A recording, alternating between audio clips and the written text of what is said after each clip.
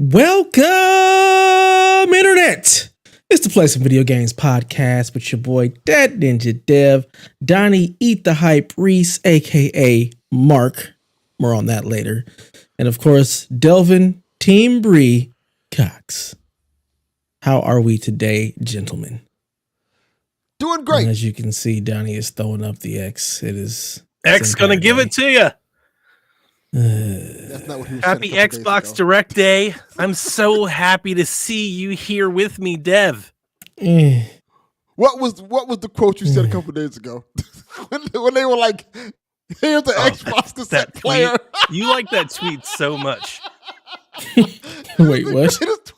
Yeah, but Dev's not on Twitter anymore. So a couple days ago, I think it was maybe Saturday, I don't know, Friday, I don't even know what day it was. Today's Wednesday, maybe Monday. Xbox was promoting a cassette player. Oh, the cassette tweet. Yeah, I saw that. You can buy a cassette player that plays tapes like the 90s. Yes. And it looks like a little Xbox Series S. And they've got all these hot, colorful shots of people. It looks like an Apple commercial, like a Google commercial with their little tape decks.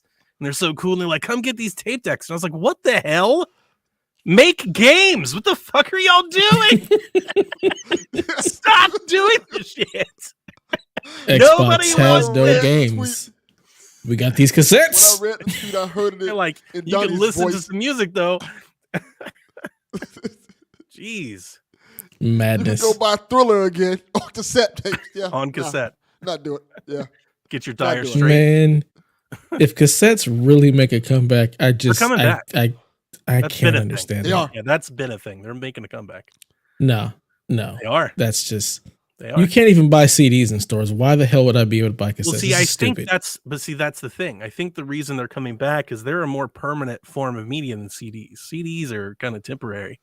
They just don't hold their condition. Tapes still play to this day. Yeah, people still just back up data on vinyl, tape.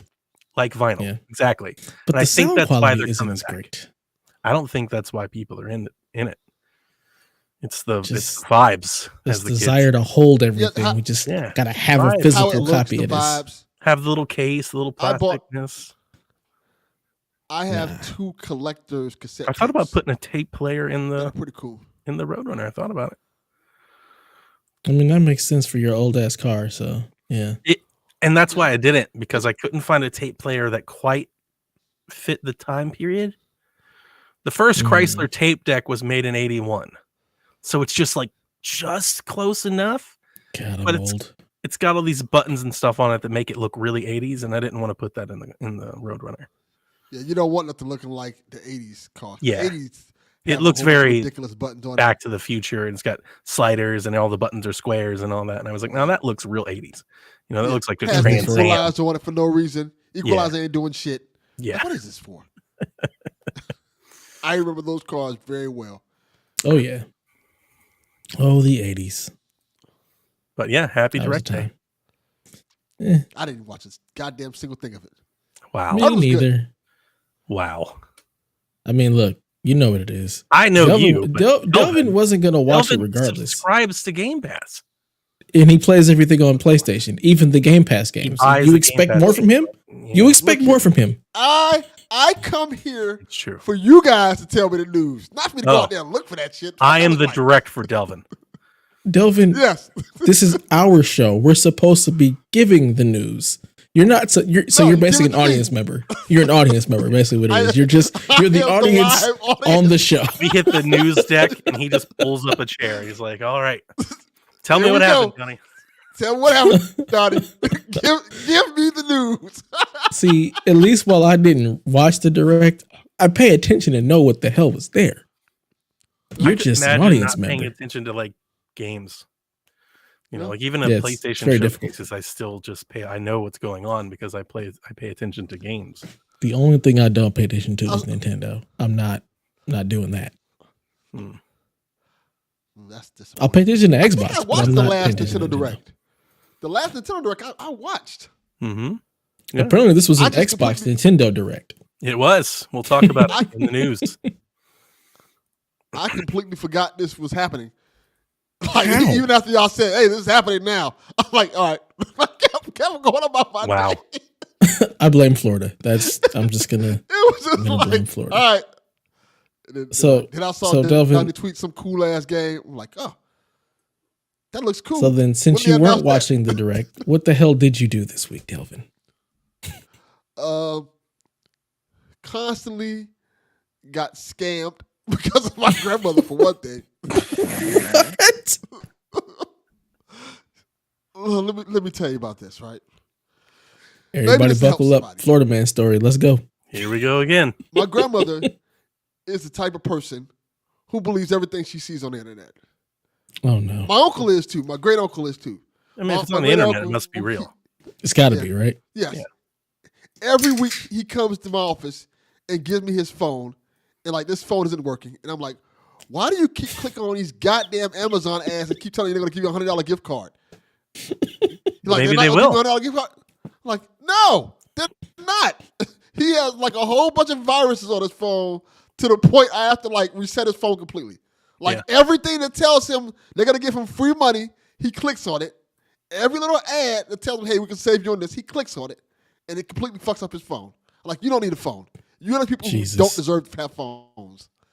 And my grandmother is kind of the same way with Facebook. Well, she'll read something on Facebook and then ask me about it. And I'm like, that's not true. Don't believe that shit. Oh, but it says it right here, so it has to be true. Like, no, it's not. Jesus. So, to give you context of what my grandmother did today, well, no, it was yesterday. All of his phone rings. My grandmother picks it up. She's on the phone giving out all kind of information. Oh, no, you go here. You go there. I don't know what's going on. I'm not paying attention to it. Then I hear her giving out my phone number. So, Oh no. no, I'm like, who the hell are you giving my phone number to? She's like, Amazon. I'm like, what? And checks She's out. like, yeah, Amazon's on the phone, wanting to verify our delivery schedule and wants to know where we get our packages at. I'm like, Grandma, Oh God. Amazon is not going to call you to ask you these questions. They already know. Oh, but I already gave them everything. Of course she did.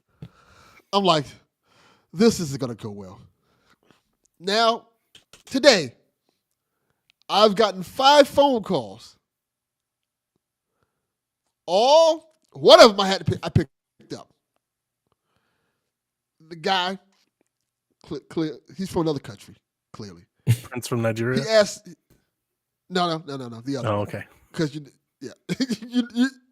you get the scammer calls, you know who calls you. So just visualize that voice in your head. So I pick up the phone and say, hello. He's like, yeah, are you supposed to be receiving a package from Mexico? I'm like, no. Well, I'm the U.S. Marshals. Like, oh. Delvin's in that drug game. I'm like, Oh boy. oh. Making that Like, snowfall. Exactly. Like, he's like, you should have to get a package from Mexico because the package is illegal. I say, well, why the fuck would I agree I was going to get the package from Mexico? The package is illegal. Why would I agree to that, officer? Because I know it's not a fucking officer. He's like, oh, yeah, well, this package, it's illegal. I don't know what to do with it. I'm like, well, you need to talk to the motherfucker who gave you the package. Because it wasn't motherfucking me. I don't even know what the fuck talking about. I don't even give a shit. And I'll get the phone. And now I've been getting phone calls all day from random ass numbers I've had to block.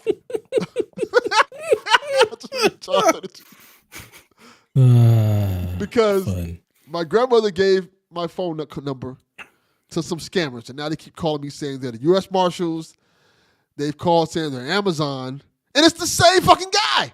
Fast forward next week to Delvin actually getting picked up by the U.S. Marshal. Right? The U.S. Marshals don't call you. They just show up. We get a phone call. They just show up. This is a collect call from Florida Penitentiary from Delvin Cox. and knowing Donnie, you better be on this goddamn podcast. Oh yeah, you definitely. We are gonna phone you in. I don't care. You have to call collect. Delvin, give us the scoop. How is it in there? Are you anyone's bitch yet? Are you eating bologna and cheese sandwiches? Naughty jungle of love. Nasty Nate. But yeah, I've been getting phone calls all day from people trying to sell me stuff, trying to get me to give out my personal information, and I've just like blocked them all. I'm you're not just gonna block them. Are they also offering you, car warranties as well? Oh yeah, I'm getting that too. Everything. This is the fucking worst. I feel like I've been pranked. I hate it. But otherwise, that I've had a really good week. I beat Callisto Protocol. Wow, that final boss sucks. Yeah, that final boss is ass. That final boss is so bad. It almost made me turn off the game. Like, this fucking sucks. This is not fun. But otherwise than that, the game is fantastic. I enjoyed the ride. I enjoyed the experience with it. I even liked the ending of it. I thought it was a really well-made game. Mm-hmm. With the exception of the final boss. And I'm like, oh, this was great. This was a fun ride. I want a sequel. Me too. I really want a sequel to this game. And I enjoyed it so much, I think I'm going to wait to play Dead Space. Why? Yeah, I don't understand I the feel reason. like I've got my feel. I feel like I got my feel of those type of games for a little bit. Okay, not saying I'm waiting. You don't want to like double dip so soon. Yeah, I got and you. I'm playing Forspoken now, so I'm kind of digging Forspoken. Okay, no surprises there. I get what people are saying about some of the things of it, but it feels like I know people were saying like, oh, the characters talk too much and stuff like that. You know what it feels like to me, Dev? And I think Donnie could probably relate to this too. It feels like a 90s movie. Like a 90s movie. You know how the 90s movie had a thing where the kid character goes back in time and stuff like that to a whole other world. Oh, yeah. It feels a lot like that. The plot, the dialogue, everything about it feels like that. And it's I kind of dig it. Like, oh, this kind of feels refreshing. Having this character who's kind of this fish out of water story. Yeah. And you have this mystical item that's talking to you throughout the game. I kind of dig the vibe of it. I feel like it needs a little bit more polishing. Like, the graphics are hit or miss. Like, sometimes it looks really good, sometimes look. I was gonna say, I thought that was like the best thing about it was how good it looked. Yeah. What graphic setting are you putting it on? What are you playing on? Are you playing on performance? You playing on whatever the hell the other ones are? Quality? Like, well, I happen to read the reviews. And it has all that stuff in there. It has performance. It has ray tracing. It has performance ray tracing. It has something else. I put all the reviews I read two. I'm not gonna make it seem like all the reviews I read. All these reviews I read. This first review I clicked on. The first one that I thought. Yes. Say play it on performance mode. So I said, let me play it on performance mode. Like I said, it looks good at some points, and it looks maybe that's why you don't think it looks so good. It's because you're on performance. Yeah. Because it definitely drops under 1080, I believe. Maybe if you clicked over, maybe you'd be like, "This looks great." I might try that.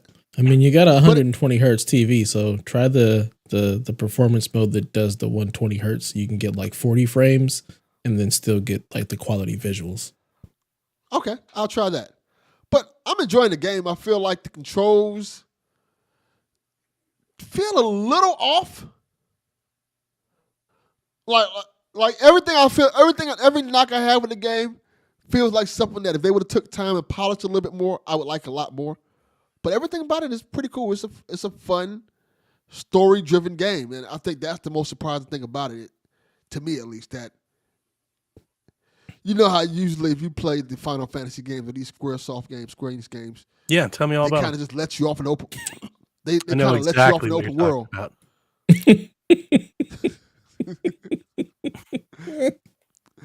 I'm aware Donnie doesn't play any of these. How much is it like Final Fantasy? Do you feel like you're playing Final Fantasy game? Not at all. Not in the least bit. Yeah. Even to the element of, you know how Final Fantasy has that open world aspect to it, and it's open hub. You it feels more like an older Assassin's Creed game where you play to certain points. Like you like the first 3 chapters, you're not an open world hub. You're just playing the story and building up to open world. Now I just got to the point where you're an open world hub, and you kind of can go where you want to go. You can do what you want to do, and it's fun. It's fun to move around. It's fun to traverse. It does, like I said, it doesn't feel like Final Fantasy. I think it's cool to. I don't remember playing a game where you use magic as your main source of combat. Ghostwire Tokyo. I hated that game. I like that game. I did. I kind of dig this combat. It feels like as you get through the game, it'll get better. So overall, I like it. It's fun. Okay. I wouldn't say buy it at what is it, $60, $70? 70. Yeah, I wouldn't recommend buying it at that price now, at least until they patch up some things on it. I haven't it's not no major bugs, but it's just like I said, it needs a little polishing, needs a little love. But yeah, But you like I it. wouldn't buy the 70. Sounds like it. Off of 40. Yeah, Sounds like it. It's Sounds a like you like it a lot. solid. It's a solid 7. So I like it, but here are all the reasons I don't. It's a solid. I bring that glad up that because you make find a fun of solid me 7. for doing that a lot. That's the only reason I bring that up. Oh yeah, I get that treatment from him and Chalfie a lot, all the time on the other show. And here is Yeah, I Delvin mean, doing the same thing. because it's funny. it is what it is. I mean, you can like a game and it can be flawed. It's a okay. ringing endorsement from Delvin. I mean, Yes. with Delvin, he likes everything, so I don't know how to take it. You know, there's not a whole lot Delvin doesn't like. Gotham. I don't like all those phone calls I've been getting today. You would think that if he didn't like Gotham, he wouldn't have played it as long as he did. I had to talk him off the ledge. Yeah, but that's Otherwise, he might still be playing it. that's a life's amount of fandom. You know, Yeah, like that you gotta that's what strung him along so far. yeah, that's kind of what it is. It's like Yeah. when you love somebody, you gotta eventually let them go. That's what I did with Gotham Knights. Like, I'm glad. let you go.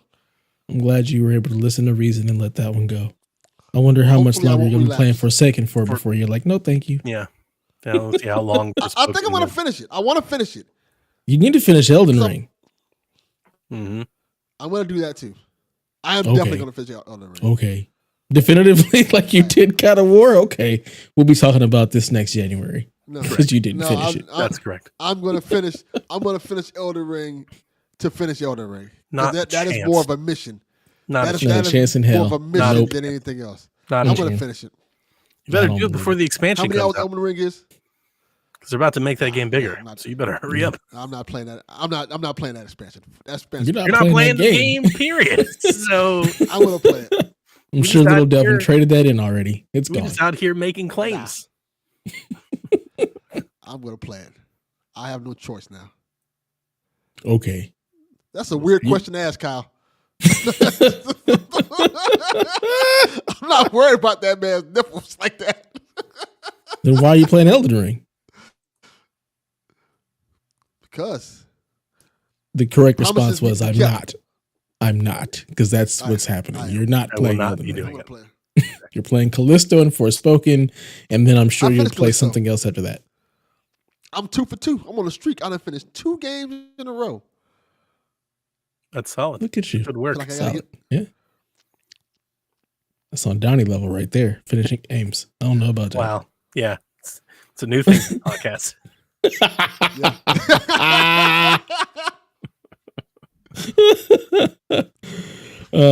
I'm gonna go next because it'll keep it short and sweet. And Donnie has been playing everything as Donnie does. I'm not going to talk about it. But you'll talk more than I'm gonna talk about games because I basically haven't played shit.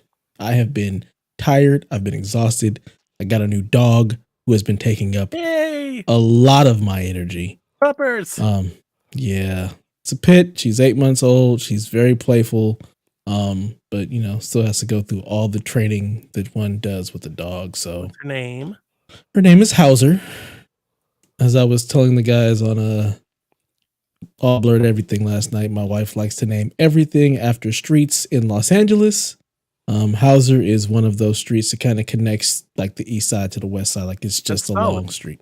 I like So- having a theme. Yeah. We name all my cats have horror themed names. Yeah.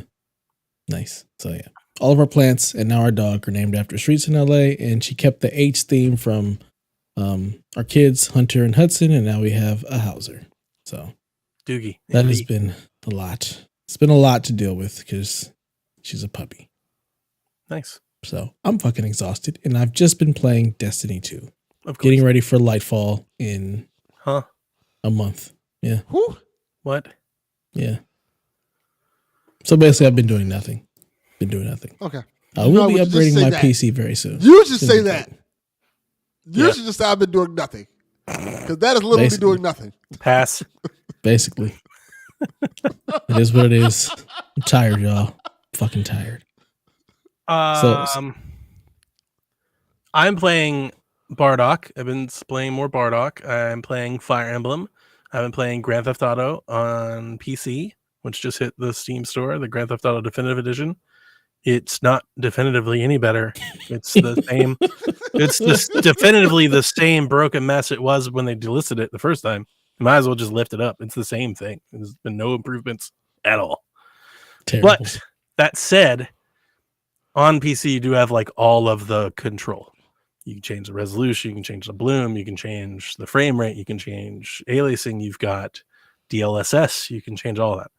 So nice. I was able to get the game running at kind of 60, mostly 60, in a pretty good shape, which was nice. It's better than I could say for my console experience, and I've never tried it on Switch yet. I will one day, I'm sure. Oof. Yeah, I'll get them on cheap or something one day just to have them on the go. But I mean, it's still GTA. I played like 10 missions, and I'm still having fun. I mean, for all the things that the port isn't, it's still fun. It's still GTA. Yeah. I could talk about Fire Emblem another day. Just know that I'm loving it. On a different show, maybe. Yeah, there are other places, other things to discuss that. I do want to talk a little bit, or just a shout out. I've been playing this game on mobile, so shout out to Dan. Excuse me. Yeah, mobile phone called what? It's called Beat Star, and it's basically like Guitar Hero for your phone. It's like Beat Saber for your phone, and it is super fun, and it gets really hard. Really hard. I'm liking it a lot. You do all these, so you've got like 3 tracks, and you use your thumbs, and you press the notes, but then also you have to like press and hold. Some of them you have to press and hold and swipe. There's directional swipes and stuff that come, and it gets really difficult, but it's got good music. Does good it tracks. have licensed music? It does. Yep. So you can, and I haven't paid for anything, and I've got like 20 songs. I'm not really playing the same songs over and over again. It seems like I maybe play the songs twice, and not like in a row, but like I've probably played through everything twice. But it seems like every time I play through a set, I earn another song. Now, if you just want to drop them, $5, $10, $15, you can get a bunch of songs. But I haven't paid for anything yet. But I'm having a lot of fun with it. It's pretty good. So I just think shout it out there for anybody that likes Beat Saber, Rock Band, Guitar Hero, those sorts of things. Beat Stars? Beat Star. Give it a try. It's fun. It's good stuff. Okay. Don't give Daniel any praise, please. Don't. We don't need to start going down this mobile road and then have Daniel out here praising. Get the Valiant Hearts, get that Razor Edge. God, no. Oh, God, no. Yeah, do you guys want to talk about The Last of Us? Do you want to talk about The Last of Us? I'm happy to talk about The Last of Us. You haven't spoken on this podcast at all. You've spoken in the Discord. Why don't you tell the listeners how you feel about the show so far? I'm really digging it. I'm having a good time with it. I'm enjoying the ride. I do not care about The Last of Us anywhere near as much as the rest of PSVG, I think. I like it well enough, and I'm really enjoying what the show is. The show feels like a pretty good, adaptation of the story. So I'm happy. I'm happy with it. I enjoy the characters. Pedro Pascal has impressed me because I really was struggling thinking. Yeah, you were. I cannot see him as Joel, but God damn it, he's Joel. I was shocked. I'm like, wow, really good job. This dude is good. So yeah, I like Bella Ramsey as Ellie. She's got Ellie's energy. I'm fine with it. It works for me, but I also don't really care about Ellie that much. So it works. But so far I'm enjoying it, and I'm digging to see how they just adapt the rest of it. But I'm really enjoying it. Nice. Yeah. I did not like the second episode nearly as much as the first, and that's been weird because I think everybody loves the second episode. Yes. I've tried. Like I really went into this like really open-minded and open to changes, and just the hive mind tendrils thing I feel like is just a leap too far for me to really adopt. Like I can't wrap my hands around it and like be like, this is it, because I'm like, this isn't it. And I mean, so I thought the second episode wasn't terrible. I just thought it was okay. I watched the whole thing. It's not like I turned it off. I didn't quit on it. I thought the sets were incredible. The sets look amazing on the second episode. Yes. I still am not quite there with Ellie. Not like I am with Joel. Like Joel, I'm like all in. Like that's Joel, and I'm totally fine with it. But Ellie is still not quite there yet.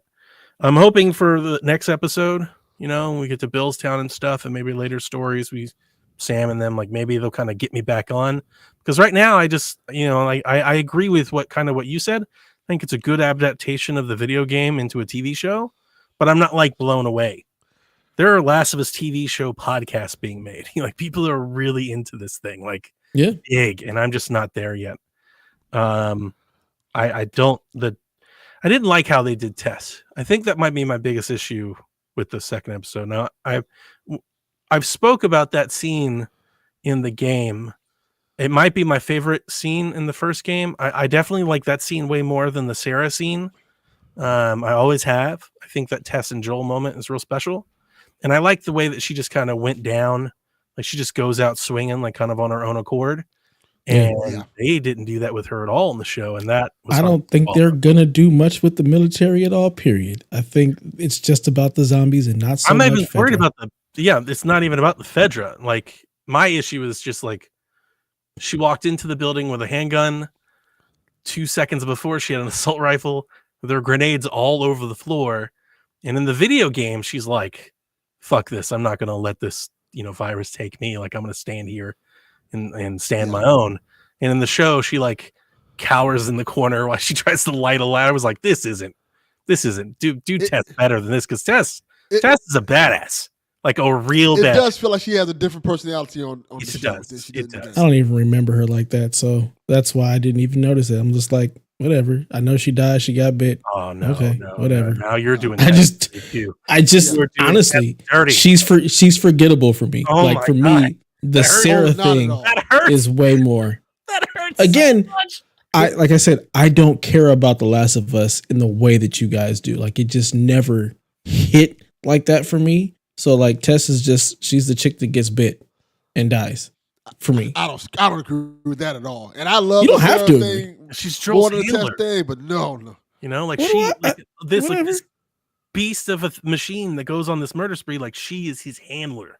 She's just not there long enough for me in the game for me to care about her. I guess that's part of it. Care about Sarah? She's there for like 3 hours. Sarah hits with me because I have a daughter, so that's why that resonates. You don't have friends that are women? I do. Apparently not.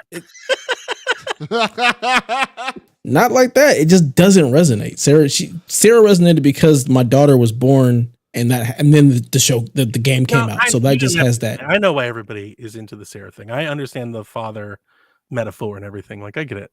But yeah, I think that really kind of made it hard for me to really connect with series 2. I'm still loving all the lore that's going on, the backstory and the Jakarta scenes and stuff like that. Oh, that was awesome. Still all that in for me. I'm loving that. That's why I'm here for it. I'm loving all the fan art and all of the tweets and stuff that I'm seeing. Shout out to the Twitter For You page. I'm enjoying that a lot because it's showing me topics that I'm interested in without me necessarily having to like follow all those people. So I'm seeing a lot of Last of Us stuff and, Cleveland Cavaliers stuff that I'm interested in. And it's cool seeing so many people find the TV show. I've seen so many people that are like, I can't believe this is coming to PC. And there are people, they must have played an ad or something on YouTube or after the show or something. Cause there were people who are like, I can't believe today is the day that I realized it's coming to PC. So I thought that was cool. Like people are finding The Last of Us for the first time. And that's awesome. So yeah, I'm still here for it, but I'm hoping future episodes kind of win me over. Let's get to season 2, baby. Yeah, that's where I'll definitely I love it. Right, get off the ride. I love it. I like it a lot. But I agree with Donnie with the whole test thing.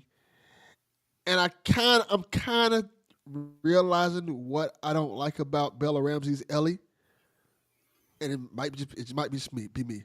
Her face is not very emotive. It's almost like she has like one or two expressions.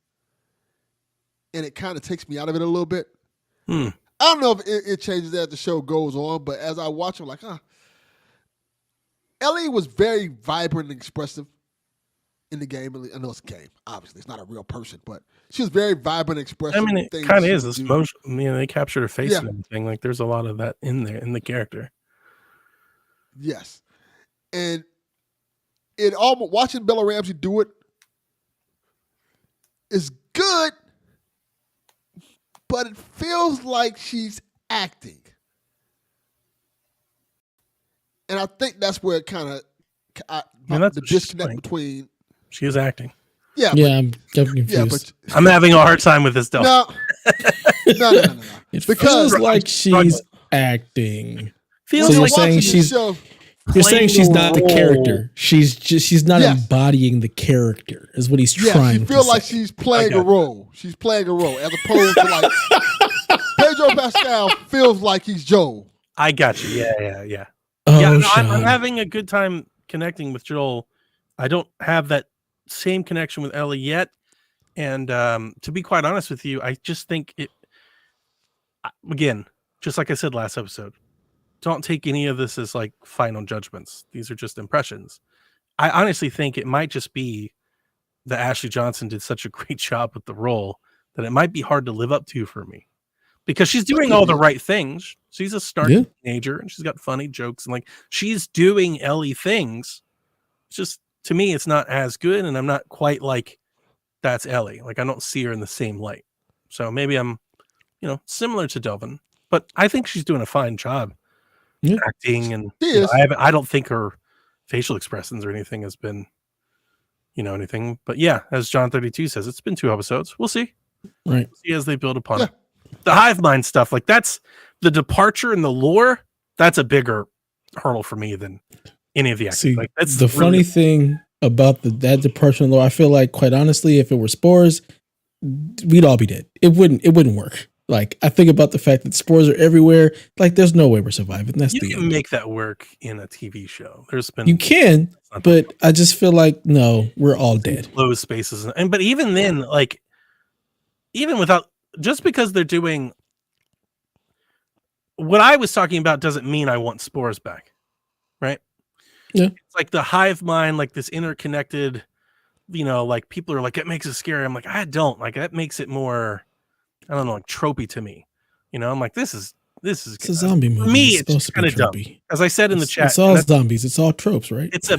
You're right. It's a bad, I may not have the best, examples. It's a bad term to use to describe something, but for me, the tendrils and the hive mind is dumb. I kind of look at it as a way of them kind of making leaps in the writing. They're like, to get you from here to there, we've come up with this plot device that makes this happen. And I just feel like it adds tension. Right. Like, I don't. And that's the disconnect. I don't. I see that from a lot of people. And when I see it on the screen, when I was watching it with Melissa, as it was happening, I was literally utting the word. I was like, this is stupid. This is dumb. It's zombies. It's all stupid, right? When that one major scene happened in the episode, you know what I'm talking about, Donnie. I said those exact words. I said, this is stupid.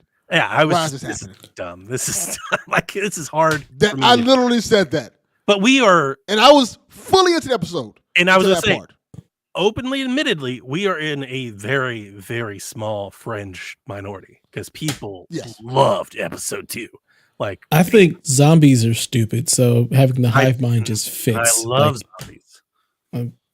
I'm so tired of fucking zombies, to be perfectly honest. Like, I'm just tired of zombies. I feel like we have done zombies and vampires to death.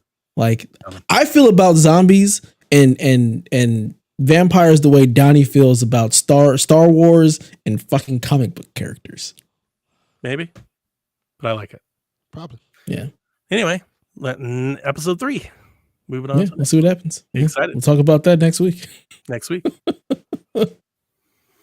Well, that does it for About Us and what the hell we've been up to. Donnie, aka Mark, let's get into the news. We have a big news segment, so strap in. And listeners to the audio version of the show, you're missing out on a good one. This bumper will not meet the effect that it's intended. Enjoy. It's some people hating big time, but it's people hating on this campus. You are freaking African Americans plus Mark. You know what I'm saying? Which I'm rocking with Mark because Mark is rocking with us.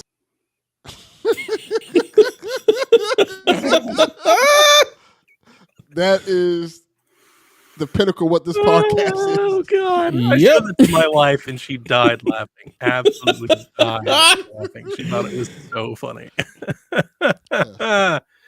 Okay, X is going to give it to you today. Xbox held their first Xbox Developer Direct, where they showcased some games. Now, you guys didn't watch it at all. Neither one of you, right? That's a terrible name. Nope. What? Why is it a Xbox terrible name? Developer Direct. I hate that name. I do I not. don't, I don't understand. What's wrong What with do it? you want it to be called? Anything else? Xbox Anything Direct, else? Xbox Game Cheesecake. Showcase. Yes, Xbox Cheesecake, Xbox Developer Direct. Get the fuck out of here. What?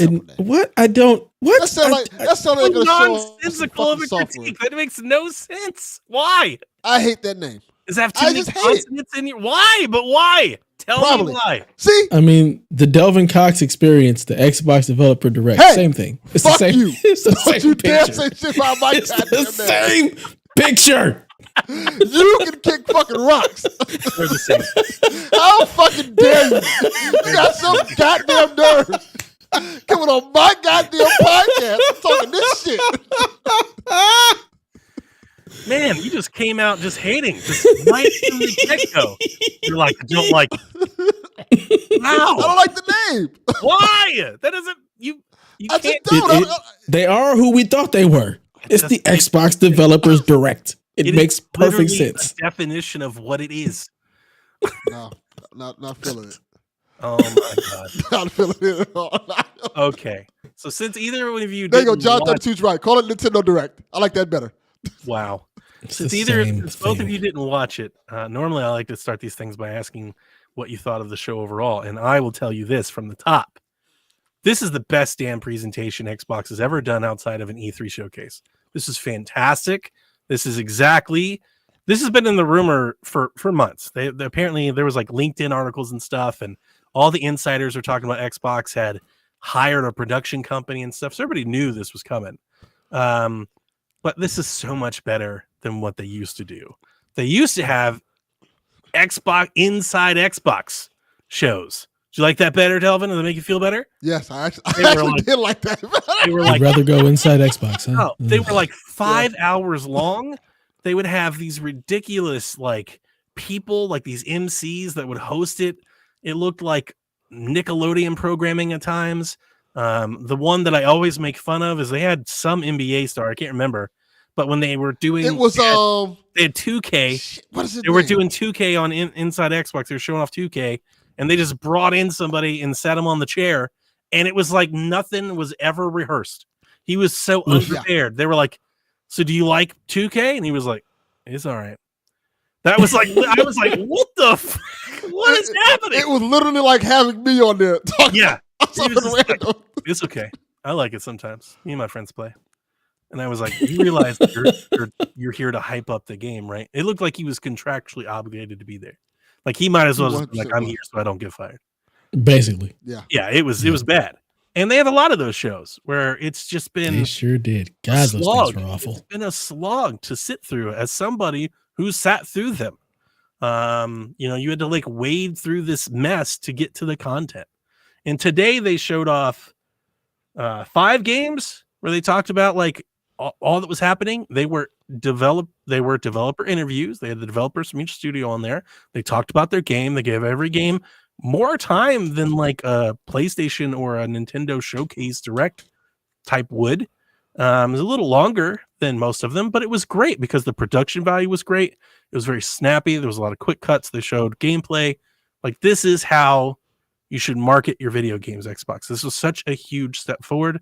That was my immediate reaction to the show. Was I immediately tweeted, tagged Aaron and Phil and the Xbox team just keep doing this. This is great. Step forward. It kind of felt like their documentary.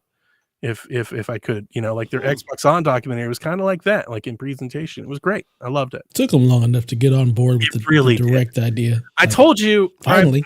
I've said it for a few years. I think they were trying really, really hard to make their own thing.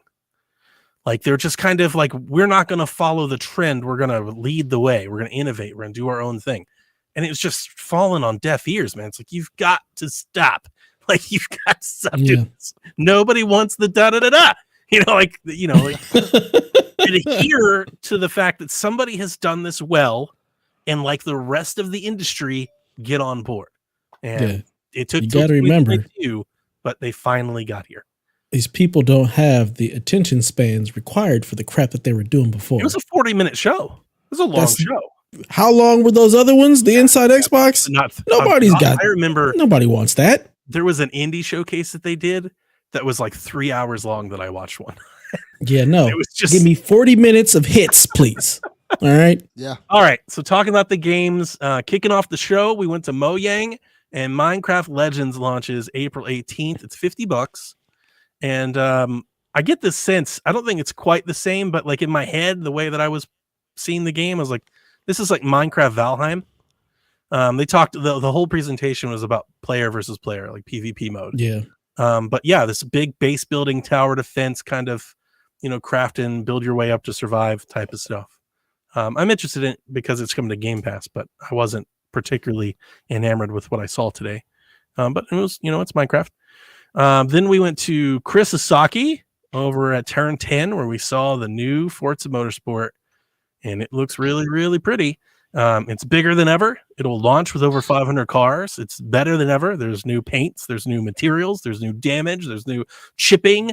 They went out of their way to showcase how dirt collects on the cars. Like they collect in the little crevices of the car. They don't just put dirt on the side of the car. Like dirt actually collects naturally on the car, like where it would in real life. There's brand new native sound, new audio. It's all been mixed for Dolby. Brand new engine sounds, everything. It's the first time they've ever done that for a game in the series. There'll be over 20 environments, including 5 new ones. It's 4K 60 with ray tracing, and there'll be a new online racing mode and a car building focused single player campaign. And it looks great. So more Forza. Yeah, it's more Forza, but it's better than ever Forza. Is there a bird or something over there? Like my it sounds like a parrot or something. It's the rat. What's going on? You're muted, Dev. I don't know what the hell's going on. She's yelling. My daughter. Right. Whatever. Yeah. So yeah, Forza. I guess you know what the biggest thing from the show that didn't happen is Forza did not get a date. There is no Forza date. So there's a lot of people speculating what that means. Probably later this year, like post E3 later. Maybe next fall. Like Forza might be. I was going to say next year, right? Because I would think that if it was coming this year, they would have said this year. I still think it's coming this year. I just floated an idea that when I was talking to Seth about it, I was wondering, is it possibly that they're holding on to it until they have a better, firm understanding about Starfield? Like maybe. They could just be like, that makes sense. If we've got to release this again, if we've got to drop it again or something, let's make sure that, Forza's ready to go or something. I don't know. But maybe. Yeah, I think it'll be before 2024. I think it's this year. I just don't think a lot of people are expecting it this spring. People think it was like March. It's definitely not. Like, it's definitely not March, or they would have announced that today. It's definitely not March. So it's probably beyond E3, I would think. You going to put any actual time into this Forza? I know you're not big on the motorsport ones. It's not that I'm not big on motorsport. I've honestly never played them. I've never really played them. So, yeah, I am looking forward to playing Forza Motorsport. I will definitely, at the very least, play the single-player campaign. Probably not going to get on with cars, but I've been... There's a campaign? Yeah, I've been jonesing for a good car game. Not a Hot Wheels, not a Horizon, not a Unbound, like a good car game. To the point where, I've been sharing stuff that Stingray's posted about Turismo, and I'd be interested if Turismo came to PC because I think Turismo looks great. So yeah, I'm interested in motorsport. I want to play it. I want to see what I'm missing. It might be too much for me, but if it's, I'm assuming there's like, there's like bumpers and things that I can probably turn on to like, I don't have to be worrying about the air pressure of the tires. I can just go race. I'm assuming I can make that experience happen. Maybe. Well, damn. Delvin just walked out. It happens. I mean, he's not here for the Xbox Developer Direct, so he just. But he should be, because the next showcase that they went to is we headed over to Tango with Shinji Mikami, and we saw Hi-Fi Rush. It's this brand new. It's a comic style game. It looks like a comic book, an old fashioned comic book, very like Jet Set, Sunset Overdrive in style. It's very colorful. It's extremely colorful, and it's a platforming melee rhythm game. I've played it a little bit. I played through the big first boss all the way till you get your hub unlocked, and a little bit after that, and it's awesome. So you fight according to the beat of the song, and they've got licensed music. You don't have to. You can just button your match way through it, but you get buffs and bonuses and stuff if you're on beat. And they've got different combos that you can do on beat as well, and you get better points, a better grade. Somebody on Twitter, I retweeted it. I don't remember the name. I'm sorry. Somebody on Twitter said it's Devil May Cry meets Guitar Hero, and I was like, that's a really good way of explaining it. That is kind of what it is. There's a lot more platforming involved, though. It's way more platforming than I think they were letting on in the trailer. But it's really awesome. I played it a bunch, and it's here's the thing about this game. This game leaked early. We've been hearing about it for a few days now that it was going to come out. Nobody knew it was coming out today. It's out now on Game Pass. Just go play it. But we've heard about it, and when I first heard about it, and having seen other people talk about it, I think the speculation was this is like a smaller experimental type game, maybe like Bleeding Edge, like a little spin-off thing that they're kind of working on, like a Grounded or something like that. It is not. This is a full-fledged, polished, super sharp game.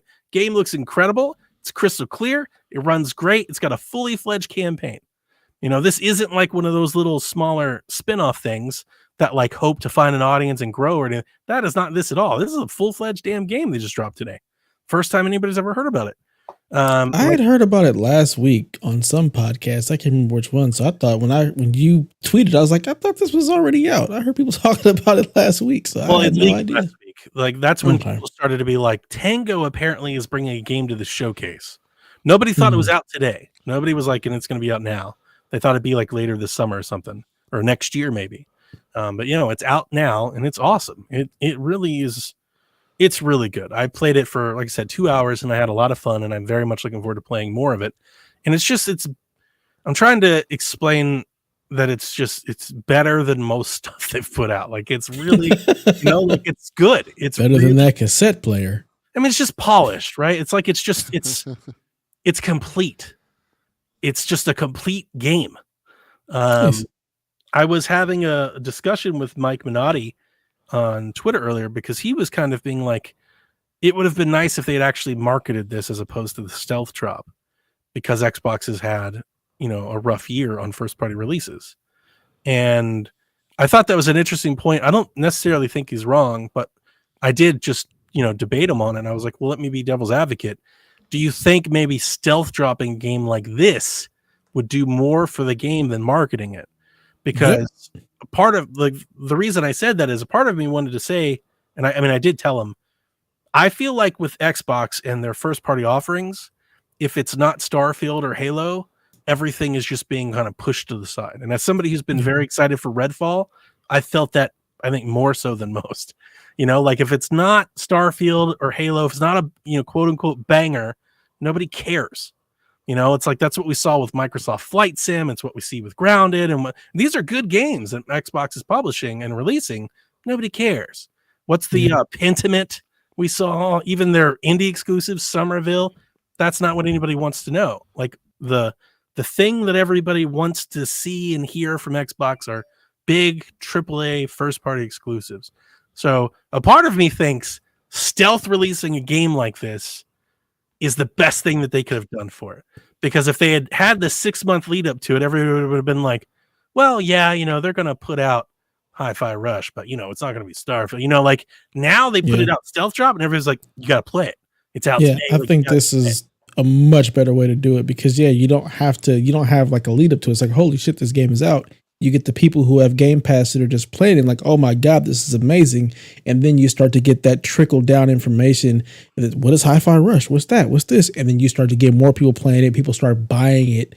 Then it just being another game they showcase. It comes out on Game Pass and it's like, whatever. You don't allow the narrative to steamroll the game. Mm-hmm.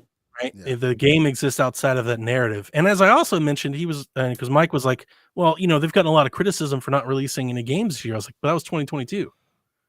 It's 2023 now. Like releasing that game today doesn't help 2022. If back in September they were like, and we're going to release Hi-Fi Rush this January, people would have still been like, they're not releasing any games this year. Yeah, it would have came out. There wouldn't be any kind of fanfare around it. It would have been just another game that launched into another small, not big game that launched into Game Pass versus this cool thing that came out of left field that nobody was expecting. Yeah, and it's really and dude, the music. There's 9 Inch Nails. It's very rock heavy so far, but like it's licensed music. It's not like game music. It's good. Everybody in somebody do a hip hop version of this, please. I saw somebody version. I saw somebody say that. Maybe there'll be sequels. And then there might be more hip hop music in it. I just, from what I've played so far in the first 2 hours, very rock heavy, which I'm enjoying. I mean, he's got a guitar, so it's going to be rock heavy. Like, I'd like a beat 'em up that does this with like some hip hop. Can I get some Roots or something? Like, come on, I need some hip hop type stuff. I'd be down to do that.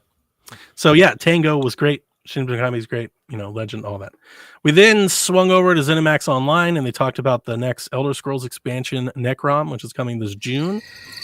They reiterated that the Elder Scrolls Online is on Game Pass, and that it's on all of these different platforms, PC and iOS and all that other stuff. And then they announced today that you can play all 20 of the previously released expansions and DLCs for Elder Scrolls Online completely for free if you just get into the game.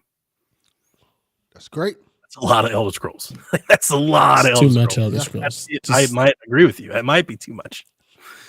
And then my star of the show, personally, we headed over to Arcane, where we got to see Redfall again. And as I've said, I feel like for since last E3 for sure, but even maybe before that, I've continued to fall in love with Redfall every time I see it. I just think it looks great, and I'm all on board. And I think today's showcase was the best they've showcased this game to date. And I think that's evident. If you guys didn't see it, in our Discord, several people were pretty excited for Redfall. And I was really excited to see that because I feel like ever since this game's been announced, it's just been completely overshadowed by Starfield. Overshadowed and drowned out by Starfield. All anybody ever cares about, talk about is Starfield. I'm like, guys, Redfall. I do not understand the Starfield hype. I haven't seen a thing about that game that makes it look great. It looked so bad. It's just Bethesda. It's Todd Howard and Bethesda. It's what they think it will be, right? It's that hope of what they think it will be more than what they've shown. But we're gonna have a No Man's Sky situation in our hands here. So. I actually think when they show Starfield, Poor Man's Sky is what I think it's gonna show a lot better. Poor Man's Sky. I think Starfield's gonna be pretty good. I think that's why they delayed it. I think they're gonna polish it up a lot. I think they delayed it because it's trash. Well, we'll see. We'll see. I don't think so. But neither case takes away from Redfall, which they again today. So they've been saying for the last couple of months, they've been trying to get people off this Left 4 Dead scent. When they showcased it the first time, everybody was like, it's Left 4 Dead. It's not Left 4 Dead. They keep trying to tell people it's like, think of it more like Far Cry. Now, it's not Far Cry, but it's like Far Cry. It's like an Arcane version of a Far Cry-like game. And they started today off with the quote, and I wrote it down, story-driven shooter, play single player or co-op up to 4 people. Like, that's how they started the game. It was like Byte, Redfall, and they were like, we have a story-driven shooter that you can play solo or with friends, and there's a campaign. You build bases. When you go to these bases, you chat with survivors, and they give you missions, and you go out in this open world, and you attack those missions however you want, using the skills at your disposal. And then you come back and get more. It's like Far Cry. I was like, this is awesome. Sounds great. Yes. So what you're saying is it's a multiplayer game that's not a goddamn game as a service. Kinda, yeah. There might be service So- stuff. I don't know. We'll see. What they should have done with fucking Avengers. Son of a bitch. It looks good. Yeah. In the trailer they showcased the first, when they're talking about chatting survivors, the first survivor you go up to, they're like, we got to go take back the water tower and show those vampires we mean business. I was like, it's totally Far Cry. Like, I've done this before. This sounds great. There are main story missions, but there are also random encounters that you will come across, so that'll like sidetrack you and stuff like that. You'll take territory one neighborhood at a time as you eventually work your way to unlock the boss, which they're calling the Siphon, which sounds like Far Cry. Like, you unlock the territory till you build your way up. Each hero has their own skill trees, and Redfall is dropping May 2nd. And there is also a premium add-on bundle. I think it's for like $30, just like Forza does, where you'll get skins and costumes and level ups and guns and all that stuff too. You know what it makes me think of? It makes me think of like Borderlands. It When you might go be with the skill trees, the fact that it's got the 4-player drop in, drop out combat. maybe a mix of Kind those of feels two like, things. yeah. Because it versus is kind of hero shootery. It's got different characters that have different skills and different classes of different, it's kind of like that. So yeah, I think it looks great. It was my star of the show. I continue to think Redfall looks amazing, and I'm very much on board. I cannot wait to play it. My only issue now is if it's coming out in May and Tears of the Kingdom holds and it's in May, that's two games I really want to play coming out close to each other. It might be some juggling having to go on, but yeah, You'll be fine. You'll find a way. If you guys are interested, you should go check out the Redfall stuff. And Delvin, you should go check out the Hi-Fi Rush. You stepped out when I was talking about that. Hi-Fi Rush game is fucking awesome. Get it for your Steam Deck, man. I think it's like I saw $20-$30 or something like that. the images you were posting of it, and I immediately showed it to my son. He downloaded it. It's super clean, man. It's so vibrant and bright and sharp. It's like, when I first saw it, I was like, it looks so much like Sunset Overdrive. And then as I'm playing, and I'm like, it's so much sharper and cleaner than Sunset Overdrive. Like, it's kind of a messy game. And I think it's intended to be that way. I'm not throwing stones at it, but it's like, like Sunset Overdrive is like very Nickelodeon, right? It's like grungy and messy and oozy and stuff. Mhm. Yes. This is very clean and sharp and nice. Like, it is very like pristine, kind of like that, like that comic book. It looks like a comic book in motion, and it's got like all of the animations, everything have comic book, like action flares. Like, they all have got stripes that come off when they move, and you'll see like those dots that comic books will have, like in shaded areas and stuff as you're moving. Do we get like the boom and the power? Yes. Okay. And you hit people and it blows up, and there's chromatic aberration when you dash, so you have like a light trail and like neon colors and stuff. It's very, very cool. If nothing else, you should check it out just the way it looks. And it's very funny. On Game Pass, Delvin. On quickly. Game Pass. You don't Steam Deck. Yeah, we'll see. Don't buy it. Just try it on Game Pass and then buy it for Steam Deck. Just That's fine. utilize your Game That is Pass. the way. Sir. That is the way. Utilize your Game That is Pass. fine. You play it on Game Pass, and then you wait for a Steam sale where it's like dirt cheap, and then you get it again. I own so many Xbox games on Steam because they were like $6. I'm sure I'll buy Redfall on Steam, and I'll probably beat it twice, like I did Far Cry. Like, I'll just play it on one and then You beat it can on the other. beat it single player and then beat it multiplayer. With friends, yeah. The other news that came out today regarding Xbox is that GoldenEye 007 drops on Nintendo Switch Online and Xbox this Friday. It will be online play is locked to Switch. If you remember the earlier reports, that's still the way. So if you want to play online multiplayer, you've got to play on your Switch. And that's because the Switch's emulator basically tricks the game into thinking a peer-to-peer online connection is local. That's the only reason that's there. I saw some journalists, and I'm going to shout out Jeff. He was saying this is a straight ROM dump. That's not what Xbox is saying. I've seen other journalists say it's a ROM dump as well. Xbox is saying that this will be the remastered edition that comes with new control options, achievements, 16:9 resolution, and up to 4K Ultra HD resolution, as well as 4-player local co-op. So I've been telling people, I hope this is right, the Xbox version will be the prettier, faster version. The Nintendo Switch version should look like the 64 version, upscaled, but you can play online with the Nintendo. But some people are saying that it's just the ROM dump on Xbox. I don't think that's the case, but we'll find out on Friday. If you own Rare Replay digitally, you'll own this game. You'll just own 007. It's dropping into Game Pass, so if you have Game Pass, you can play it as well. Or you can just buy Rare Replay digitally. I, unfortunately, own Rare Replay physically because I thought it was so cool I wanted to own the disc. So I will have to pick up a cheap copy of Rare Replay at some point because I do want to own this game. I'm going to play it both, like I did with Quake. I'm going to play on Switch and on Xbox because I love this game. I'm very story mode. Yeah, I'm definitely excited to do it. But there was a part of me, and I did tweet this out earlier. I'm really glad on Xbox that you can own it. There's a part of me that just I have a little hesitancy on the Nintendo Switch it being locked to a subscription. I understand it. It definitely makes your subscription more valuable. It's like a reason to subscribe. But for a game like this that's been so unavailable for so long, I felt the same way about Scott Pilgrim. Like when Scott Pilgrim's come back, I wanted to buy the game. You know, I don't want to subscribe to I want to own the game because it was delisted and taken away and all that. I kind of feel like it's a bummer. I feel like people would buy GoldenEye on Switch. If it was $20 on the eShop, people would buy it and probably still subscribe to Nintendo Switch Online. I just wish there was an opportunity to purchase it. Maybe they'll do. I would love to buy a physical GoldenEye 007 Switch card game. Yeah, who wouldn't, right? But it doesn't seem like it doesn't seem like Nintendo has any plans for that at all. Like you'll just subscribe. Maybe Xbox will have a limited run version of it. That would be cool. I don't think so. I think they're locking it to you. I'm not sure you're going to be able to just buy GoldenEye 007. I think the way they're skating around it is you'll buy Rare Replay.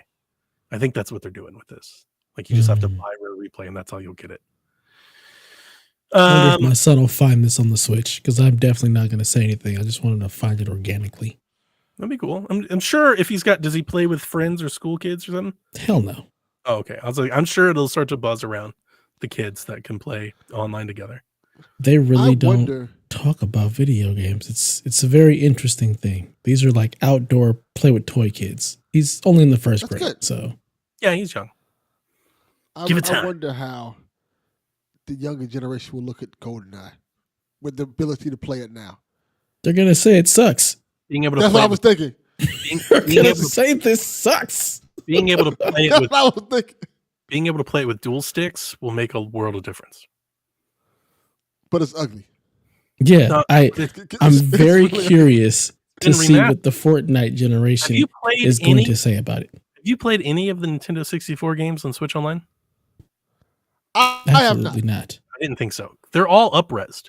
They're not like remasters, but they're all like very clear and sharp. That doesn't mean that they look good in comparison to like the games that the kids are playing now. You like them, yes. But what we're saying is like my kids who only know Fortnite, you know, they're not going back. They see the old games and they're like, ugh. The same people that play Roblox and Minecraft and what's the sus game that they play? Like Among Us. Among Us. They don't play the world. Like the kids' games of the world aren't the prettiest games. When you give them the old school games, they're just like, what is this trash? They don't connect to it. I want to believe differently. I have hope. My point is, GoldenEye is an ugly game. I love it. It's fun. God, it is a really ugly game. It's fun as hell to play. It was ugly then. It's ugly now. You can polish a turd. It's still a turd. Want to be awesome. That's right, John 32. Fuck them kids. Game Pass updates. Age of Empires 2 comes to console next. They don't know who James Bond is, John 32. That's also RoboQuest, Inkulinati. Yeah, that's a mouthful. JoJo's Bizarre Adventure comes to Game Pass next week. Oh, do you know that one? Because I was going to say who. Yes, I do. That's based on anime. JoJo's. It's a fighting game, right? Yes, it is. Speaking, man, it's supposed to be really good, guys. That's what I hear, guys. Fire Emblem is anime as fuck. Oh yeah, I saw the plot. My wife was watching, and my wife came by and was watching me play it, and she was like, "What the fuck are you playing?" I was like, "That's lingerie, right?" Like, there's no way around it. Like, she's wearing lingerie. She's like, "That's definitely lingerie." I'm like, "I love this fucking game. Yeah. This game is the best." Okay. More Game Pass. On February 2nd, Darkest Dungeon, Grid Legends, Hot Wheels Unleashed, the Game of the Year edition drop on Game Pass. So please be excited. Nah. Question. Either of you Sure. played the Hot Wheels Unleashed? Yeah. Nope. Does the Game of the Year edition come with the Back to the Future car? No idea. I wouldn't know or care about that. If, no idea. I would hope so. I would hope the Game of the Year edition comes with all DLC. That's normal. Kind But of the think point who of the knows Game of the Year normal. edition. Yeah. Yeah, because I think it has the Back to the Future. It could be car. licensed, but it's coming to Game Pass. So like, just buy the car if you want the DeLorean. Right. Like you're It's getting also the game. it was also on PS Plus, wasn't it? So you could Game buy the for free. DeLorean anyway. I think it is. Buy the car. You Buy cheap the DeLorean. motherfucker. Just buy the car. Yeah. Like, I don't understand. It's free on both systems you own. The Just one buy the time damn where car. I'm like, you know what? I'll try to get it for free. Y'all like, no, pay for It's because you were like, I brought gift cards to the restaurant, but I don't want to leave the waitress a tip. It was just like, Yeah. what the fuck? Yeah. Basically. Yeah. Yeah. That was the energy you just gave off. We've got more Xbox news. We're going to talk about 343. But because I'm not the world's biggest Halo fan, I want to do a little segue. So my car, I brought my car home and drive my car around and everything. You guys will like to know this. The other day, an old man offered me $30,000 for it. Wow. So which one? No. The Ventura or the Roadrunner? Roadrunner. Wow. Yeah. 30K? 30K. So my speedometer cable broke.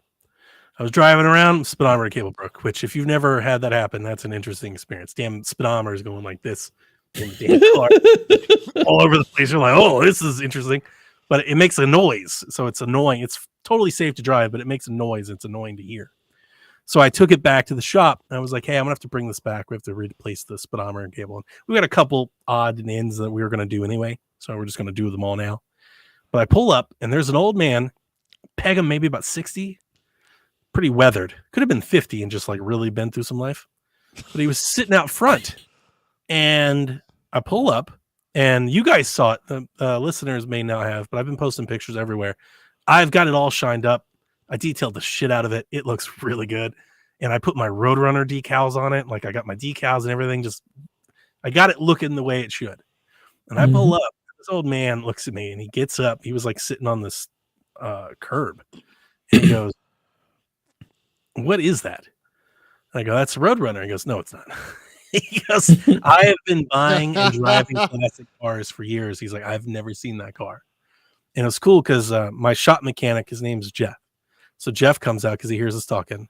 And Jeff goes, what? He goes, what? He's like, this kid tells me this is a Roadrunner. And he goes, it absolutely is a Roadrunner. And he goes, no, it's not. He goes, it is. He's like, that is the last of the Roadrunners. He's like, they were made in super low numbers. He's like, and the one that this kid has is even rarer than that because it's got T-tops. And the old man goes, I've never seen one. And he goes, and you probably never will again. He said, that's how limited these cars are. He's like, this kid got a steal. And the old man looks at me and he goes, would you want to, he goes, I've got a 55 Bel Air. He's like, would you want to swap? I love Bel Airs. If you guys know what those are? Nah. They're like, my wife calls them the Truett Cathy cars, but you guys wouldn't understand what that is either. Who? But yeah. He owns Chick-fil-A. They're like the cars that you see in like Greece and like old timey diners and stuff. You know, the big fins. The places where we shouldn't go. Got it. Oh my Yeah, God. the places where we were banned. Everything is going to ring for it. You can go to Chick-fil-A. You wasn't allowed to come in. No. You cannot come in here. Anyway, so he's got a 55 Bel Air and he offered it to me. And I'm like, I love Bel Airs. That's really cool. I was like, but no. I was like, I've always wanted Roadrunner. And he goes, all right, young man. He goes, if you don't mind me asking, what'd you pay for it? And I told him, and he goes, I'll double it. I was like, what? He goes, I'll double it right now. He said, do you mean go to the bank and I will pay you in $100 bills? And I was like, I've had this car for like a week. like I just got it out of the shop. Like, man, no. And Jeff tells him, he goes, I met this young man almost 2 years ago, and he goes, the first time I asked him what car would he want if he could ever have a car, and he told me a 70 Roadrunner. He's like, so I don't think you're gonna get this kid to sell it. I was like, nope, I'm sorry. not going anywhere. And the old man left and everything. We're talking, and I walk in because here's the thing: when we're out in the parking lot, and he's just telling me this, I'm not gonna lie to you. I 100% thought he was bullshitting me. And I was like, he's just talking and everything. And I walked in. I was like, man, who do you let these old kooks in here, bullshit customers? And Jeff turned around and looked at me. He's dead serious. He goes, he spent almost 80 grand in this shop. He owns about 15 cars. He's got a garage full of them. And he's like, he absolutely would have taken you to the bank and given you $100 bills. If he would have gave you 30, he would have gave you 40. Whew. It was interesting. Johnny out here with the bag of money again. Just saying. I told him, I was like, I've got a Ventura. He's like, nobody wants that piece of shit. I understand. I get it. So anyway, moving on, segue aside, rumors swirled last week at 343. As we talked about on the show last week, they got hit with tons of layoffs. Yes. A leaker who's had previous credibility took to Reddit and said that 343 might be headed for a publisher role instead of a lead development role on future Halos, which lit up. Now, tons of reportable journalists have come out and said that's not the case, which led this got so much traction that 343 put out a statement saying Halo is here to stay at 343, that they will be developing Halo games into the future. So they're trying to course correct this rumor. But I think the thing that I want to talk about more about the story than the rumor is that once this came out, Windows Central and Bloomberg and Eurogamer and others have basically confirmed, I think, that apparently there was no campaign DLC ever in the plans for Halo Infinite. Whoa. There is no single player expansion ever coming. Like, their plan for this game always was service-based, multiplayer focused, service-based stuff, live service game. So and I think just the end of Halo story, Halo Infinite story. So this is super interesting. And here's the thing: I believe they went on record saying that they were doing an expansion like last year. I think there's a quote about it. But apparently, the whole idea of it being Halo Infinite is that they can keep building on to the story, adding. I wish Sean was in here because I know he's been hoping for that, and I know Halo fans have been hoping for that. And I've been saying bringing a battle royale with an expansion would be a great way to get this thing course corrected. And apparently that just never was in the works. There was never actually any production put into that, and there are no plans for it. Which makes me wonder, and I don't think you guys are the best people to ask, but I want to ask, does that mean we're going to get another Halo soon? Or not soon in quotes, but it's not going to, this isn't going to be Infinite Halo, right? They have to do another story. They're doing to make another game. They have to. As long as it took them to get this damn Halo game out, we ain't going to see another one till the Xbox is dead and gone and it's all PC. The X2? The Xbox Series X2? I feel like they have to. They have to get Halo right. They got to. Halo is so important. Do you think it would be better for them to launch expansions like Destiny, or do you think at this point with everything Infinite's been through to just cut it off, turn tail, and launch a new game at some point in the future is better? New game. I agree. I don't know. It's tough to say because you can look at Destiny's trajectory, and there were times where Destiny has been really, really bad. But they've been able to turn that around. It's faith in Bungie versus faith in 343, right? So then, so you create a new game. It's still 343. Is there any faith after them putting out the dud that is Infinite? I think maybe hitting the reset button, maybe a new engine, maybe going to Unreal, maybe just changing the way they think and just starting over, a fresh, clean slate to try and do something. Because look, here's the thing. That's what this was. That's what this was. We've talked about Halo Infinite for years. Halo Infinite is not awful. It's not Anthem. And I think sometimes our conversations might make people feel that way. Halo Infinite was very fun. It just wasn't what people, I think, expect, nor what the series should be. I think that's fair. I think whether you liked Halo Infinite or not, I think everybody agrees it should be better. The bar is higher for Halo than Halo Infinite. And my whole thing is, this isn't one dud. Halo 5 was kind of a dud. And this is 2. The Master Chief Collection was when it launched, but they turned that around. They got that going. And I always thought that like that'll be Halo Infinite. Like give it a couple years and they'll turn it around. But like this news and with all the layoffs and everything, I'm like, oh no, man. You can't keep fucking up with Halo. I have been very critical of, or you can, and they just keep putting out more crap. That's true. I've been very critical of 343, very critical, because I'm not the Halo fan, right? So I'm looking at it from like a Gears fan perspective. Like if the Coalition was doing this to Gears, I would want another developer. I'd be like, you guys can't do this anymore. I'm there with Halo. I am there. Like if they actually buy Activision, I'd be totally fine with giving Halo to like Raven or one of the Bethesda teams, id, Machine. Like let somebody else, even if it's I don't know, but like I guess ultimately what I'm trying to say is after everything this game has been through, you cannot go forward like business as usual. You have got to try something else. Do something. Maybe this developer that is What the fuck? That was weird. Maybe the developer that they're working, the second party developer that they're working with to build the battle royale. Maybe if that comes around and that's something like maybe let them try to make Halo. I don't know. They got to. Are they building a battle royale? Was that there's rumors confirmed? There is a, and I don't remember the name of the studio. If somebody in the chat does, let me know. There is a developer that that 343 is working with that has confirmed they're working on something Halo.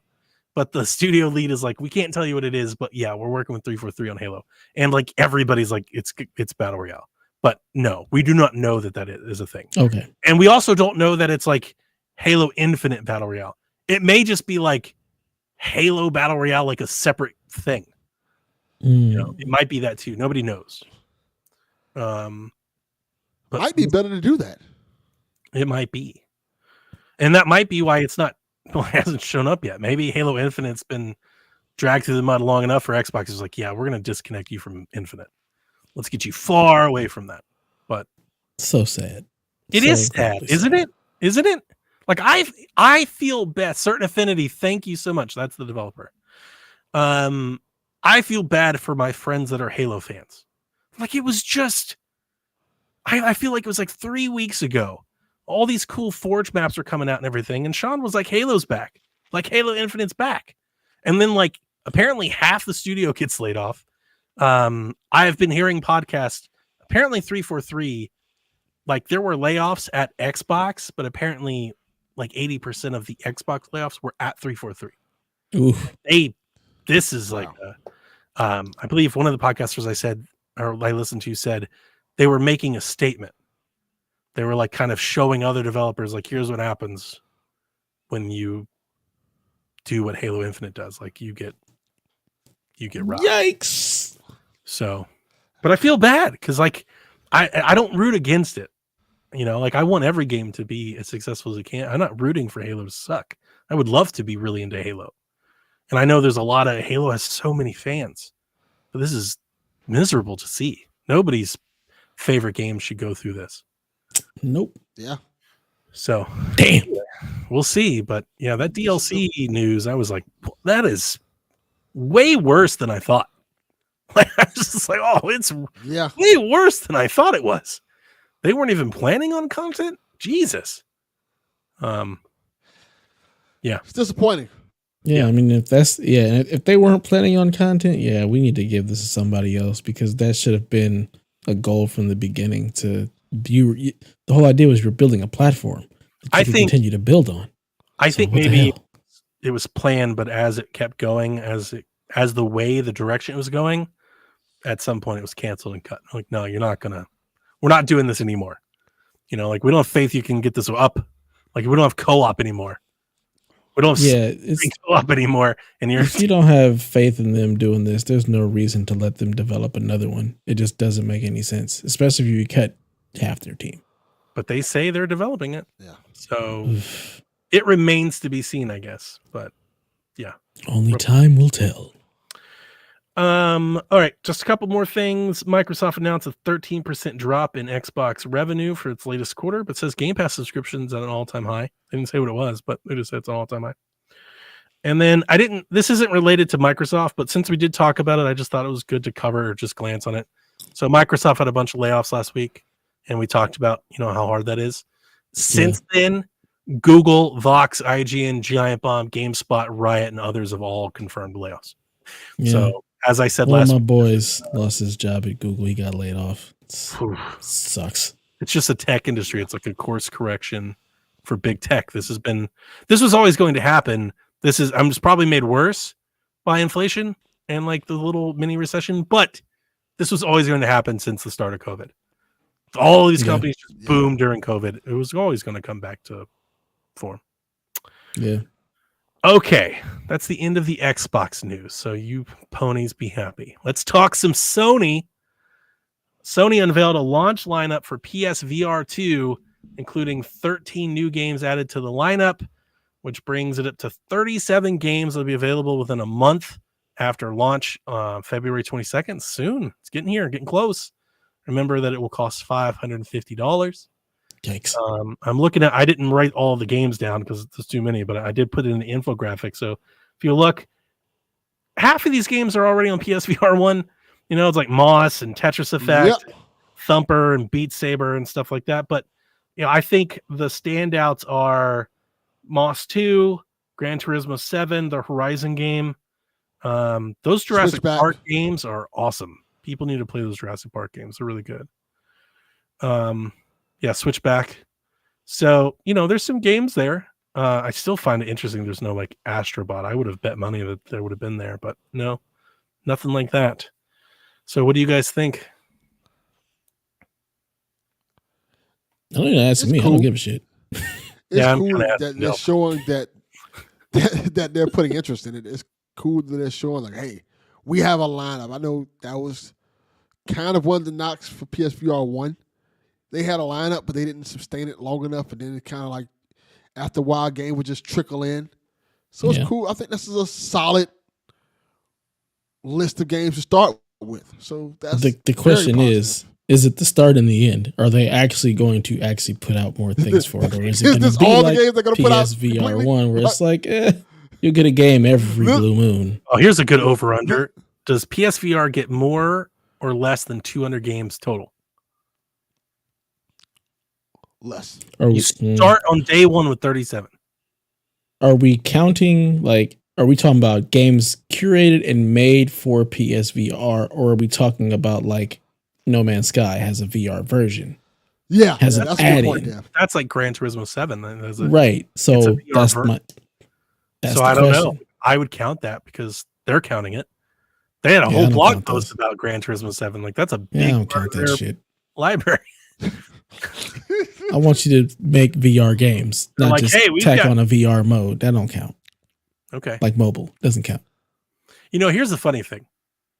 I understand what you're saying, and you're not wrong for a gamer. But just let me say this. For somebody that's like really into racing games, simulation racing games, that has a real racing wheel and real pedals and stuff, that VR is a big fucking deal. Like they can put that VR headset on and see the game that way and drive and stuff. Like that actually might be more of a system seller than anything else they have on that list. I will say this. Playing Rogue Squadrons in VR is fucking amazing. Yeah. It is so cool. That's a big deal. Looking back and seeing your R2 unit and you feeling like you're in space is so cool. It would be hard, but I feel like Rogue Squadron was also made with VR in mind. So there's the difference. Like, are we talking about games that we're making with VR in mind versus we'll tack VR onto this? What you mean? Yeah. Gran Turismo is made with VR in mind, I think, isn't it? Yeah, absolutely. I mean, pretty much every racing game is made with VR in mind. Because but like Resident Evil, like it's kind of a tacked on mode. Was it made with VR in mind? Right. Okay. A week after the first episode aired, T-Lu Part 1 remake sales jumped 250% across Europe. Last of Us Remastered, the original PS4 version, sales jumped 322% on the digital store. Working as intended. Yeah, it's exactly. Were they on sale? No. Idea. No, they were not. But here's an interesting point. Bruce Straley, who went uncredited in the series credits, has an interview where he says, quote, "It's an argument for unionization that someone who was part of the co-creation of that world and those characters isn't getting credit or a nickel for the work they put into it. Maybe we need unions in the video game industry to protect creators." How do you guys feel about that? I don't know. I think he's got a point. He did create it. He does have a point. At the very least, he should be in the credits. Because, and the reason I say Fuck that, up. there are other Naughty Dog folks that are in the credits beyond Neo. It's not like you had to work on the show to be in it. Like, there are other people that, lent to the art and the writing and stuff that are credited. And it feels like Bruce absolutely should be credited. Like, this is Were those people that were is- credited? as it Did is they Neo. have? Did they have any that I don't know. anything to do with the show? And that's where I'm like, I don't know, because it's like, this is an adaptation. Did you have did you have anything to do with this adaptation onto the big screen? I feel like he should get a credit because he's one of the creators of the original thing. The very But then least, it's like, put him at the do we bottom. do that for everybody then? No, because he's co-creator. That's Yeah. the thing. Co-creator. He's the co-creator. It's a tough call. Now, co-creator for a company like that you don't partake ownership. So I think it's interesting because he's kind of alluding to residuals. You don't Yeah. get ownership. Sony paid for you to create that. That's Sony's IP. So the Right. residuals part, absolutely not. That's not how the world works. But credit, yes, that is his story. Yeah, I think there should at least be like something where it's like based on the game created by Bruce Straley and Neil Druckmann, like at least that. It is. But Do you think it's an oversight, or it's got to be intended, Oh, right? it's intention. It's Yeah, intention. I think gotta it's be intended, 100% intentional.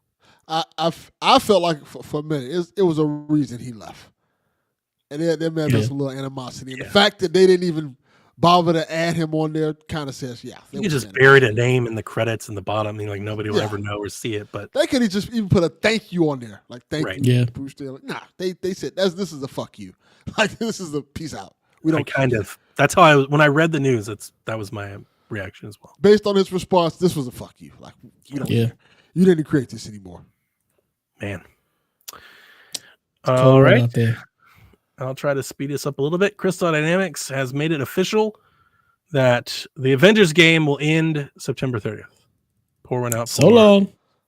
Apparently, Crystal Dynamics will Thanos snap the Avengers out of existence.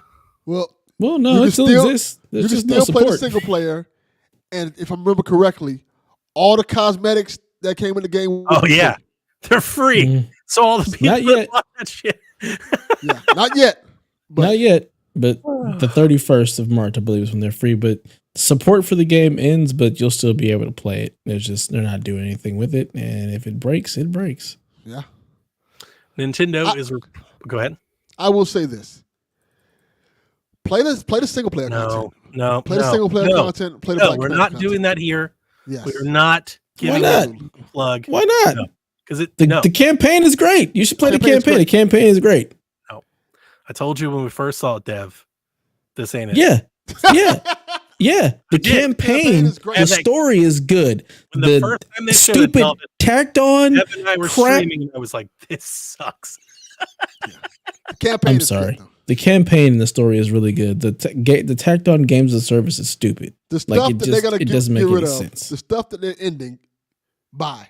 But the So you're campaign looking at itself this is as an good. improvement. This is an improvement. This is definitely an improvement. Exactly. Gotcha. Download the Black Panther DLC, play that, and play the campaign. That's all you need.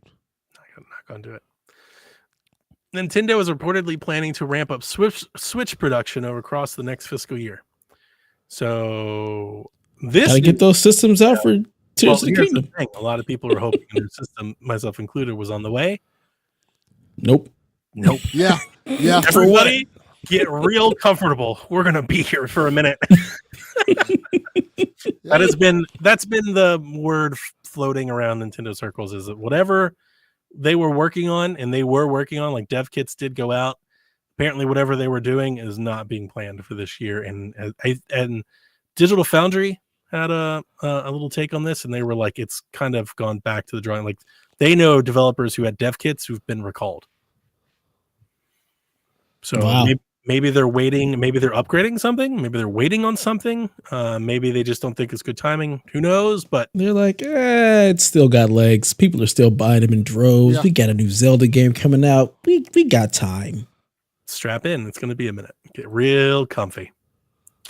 Steam World build was announced for PS5, Xbox Series, PS4, Xbox One, Switch, and PC from Thunderful Games. And during their little demonstration, they announced that 4 more Steam World games are in the works. Woo. It's a lot of Steam That's World. a lot. Trek to Yomi comes to Switch on the 30th. Life is Strange 2 hits on Switch on February 2nd. I can't in good conscience recommend anybody play Life is Strange on Switch. I remember how mad Rebecca got at me when they were announced to come to Switch, because I've wanted them on Switch for a long time. But when I saw them, I was like, that ain't it. And she was so mad. She was like, you've said this forever. And then I think she played it and she was like, these are broken. Oh yeah, she on our Christmas episode, she was like, very broken. She's like, don't play them. Don't do it. Don't do it. It's bad. It's real bad. Yeah, I love Life is Strange 2 a lot. I like Life is Strange 2 more than True Colors. And so if you've never played it, play it. But if you can play it anywhere else, don't play it somewhere else. Ooh, I didn't get to talk about my little Switch thing. Damn it. I have been enjoying There's another show. That's another show, Donnie. I'm not on that show. Forspoken released. For you fantasy critics out there, it released to a Metacritic of 68 and an Open Critic, though, 69. Nice. Surprising no one. I do believe I said it would be somewhere between a 6 or 7. I saw that writing was on the wall 80 times when reviews released. There were so many people that were like, exactly what I said, exactly what I thought. I'm like, oh my God, you people. You know, yeah. They're reviewers. I like no surprises there. As we talked about, Delvin, I'm down for a 6. 2 6s even. 2 6s. 2 6s. Need a 9 any day of the week. So Lord of mercy. This is a fun news story. The day before. Oof. Do you know what this is? Yeah, I've been following it just like you because it looks awesome. I've been following it. Delvin, do you have any idea what the fuck we're talking about? I know what it is now because I saw y'all talk about it earlier. The day before, developer apparently forgot to trademark the game, and it was delisted from Steam. It has now been since delayed 9 months. It was expected to come out March 1st. March 1st, yeah. Delayed to November. So for anybody out there that saw this news and was like, what the hell is the day before? The day before is the most wishlisted video game on Steam. It is this awesome Last of Us-ish, like kind of meets the Division game. Mm-hmm. And the reason that there's so much fervor behind it, what has been released, I want to say gameplay in air quotes, because now we don't know if this is even real now. Mm-mm. But up until this point, what they released as quote unquote gameplay looked very promising. Looked great. Like this game looked amazing. The first time I saw it, I was like, I'm going to play the shit out of this game. And apparently everybody else on Steam did too. And so a lot of people today are claiming this game is like abandoned. It's just vaporware. It's just ghosts. Now, the developer has since come out and I've heard the story. So apparently here's what happened. According to the developer, I'm not saying it's truthful. Just here's what we got. The developer says after they showcased the game last year, the day after they showcased it, somebody took the trademark. And they've been trying to get it and they couldn't. And because they went so long without getting it, it was automatically delisted from Steam. I feel like it's hard to buy. Yeah, a month out, I'm not buying that shit. And the other reason I feel like that's hard to buy, one of their official community members on their official Discord in the middle of the night when it was delisted said it was delisted due to a bug. Somebody's lying. Right. There's too many. We have yet, and I believe like not too long ago they were talking about we're going to be showing you guys some gameplay and some footage real soon, and still nothing. Like nobody's actually played this game. Like nobody has went hands on and played. No outlet has been like I played the day before. I don't think. So yeah, it's interesting. what was that other stupid game that everybody thought was a Kojima game? Yeah, this is more of that. It's more abandoned vaporware nonsense. Except without the Kojima hype that drove that into the masses. I was so angry at that story. I was like, why are we devoting so much energy? People want to believe so bad. Clearly isn't anything at all, but we've got like 80,000 articles and videos about it. Yep. Okay. And they kept saying, oh, all they gave us was a walking animation. Yeah. Right. Look at this. Feet. Gold Coin presents our over-under from Rude Days 93 segment. True or false? Nintendo releases Advance Wars. Whoa! Where's my goddamn music? I just didn't want to do it again. The fuck? Kind of. You got your rude days. You want your rude days. You got your motherfucking rude days. You want your rude days. You got your rude days. You want your rude days. You got your rude days. Rude Days 93. Chicka chicka chicka. I had to end that rant you were going down. Kind of flea now? market bullshit we're running here. This is play some video games, damn it. You know what? We're not running that anymore until you release the tapes. Oh, that's a Fuck good off. call. We want the music. So you release the tapes? We want to hear it. Yeah. You have access to it. We know you have it. We want to hear it. What was the group name? Trinity? I'll tell you, Rude Days. Guess you out of gas.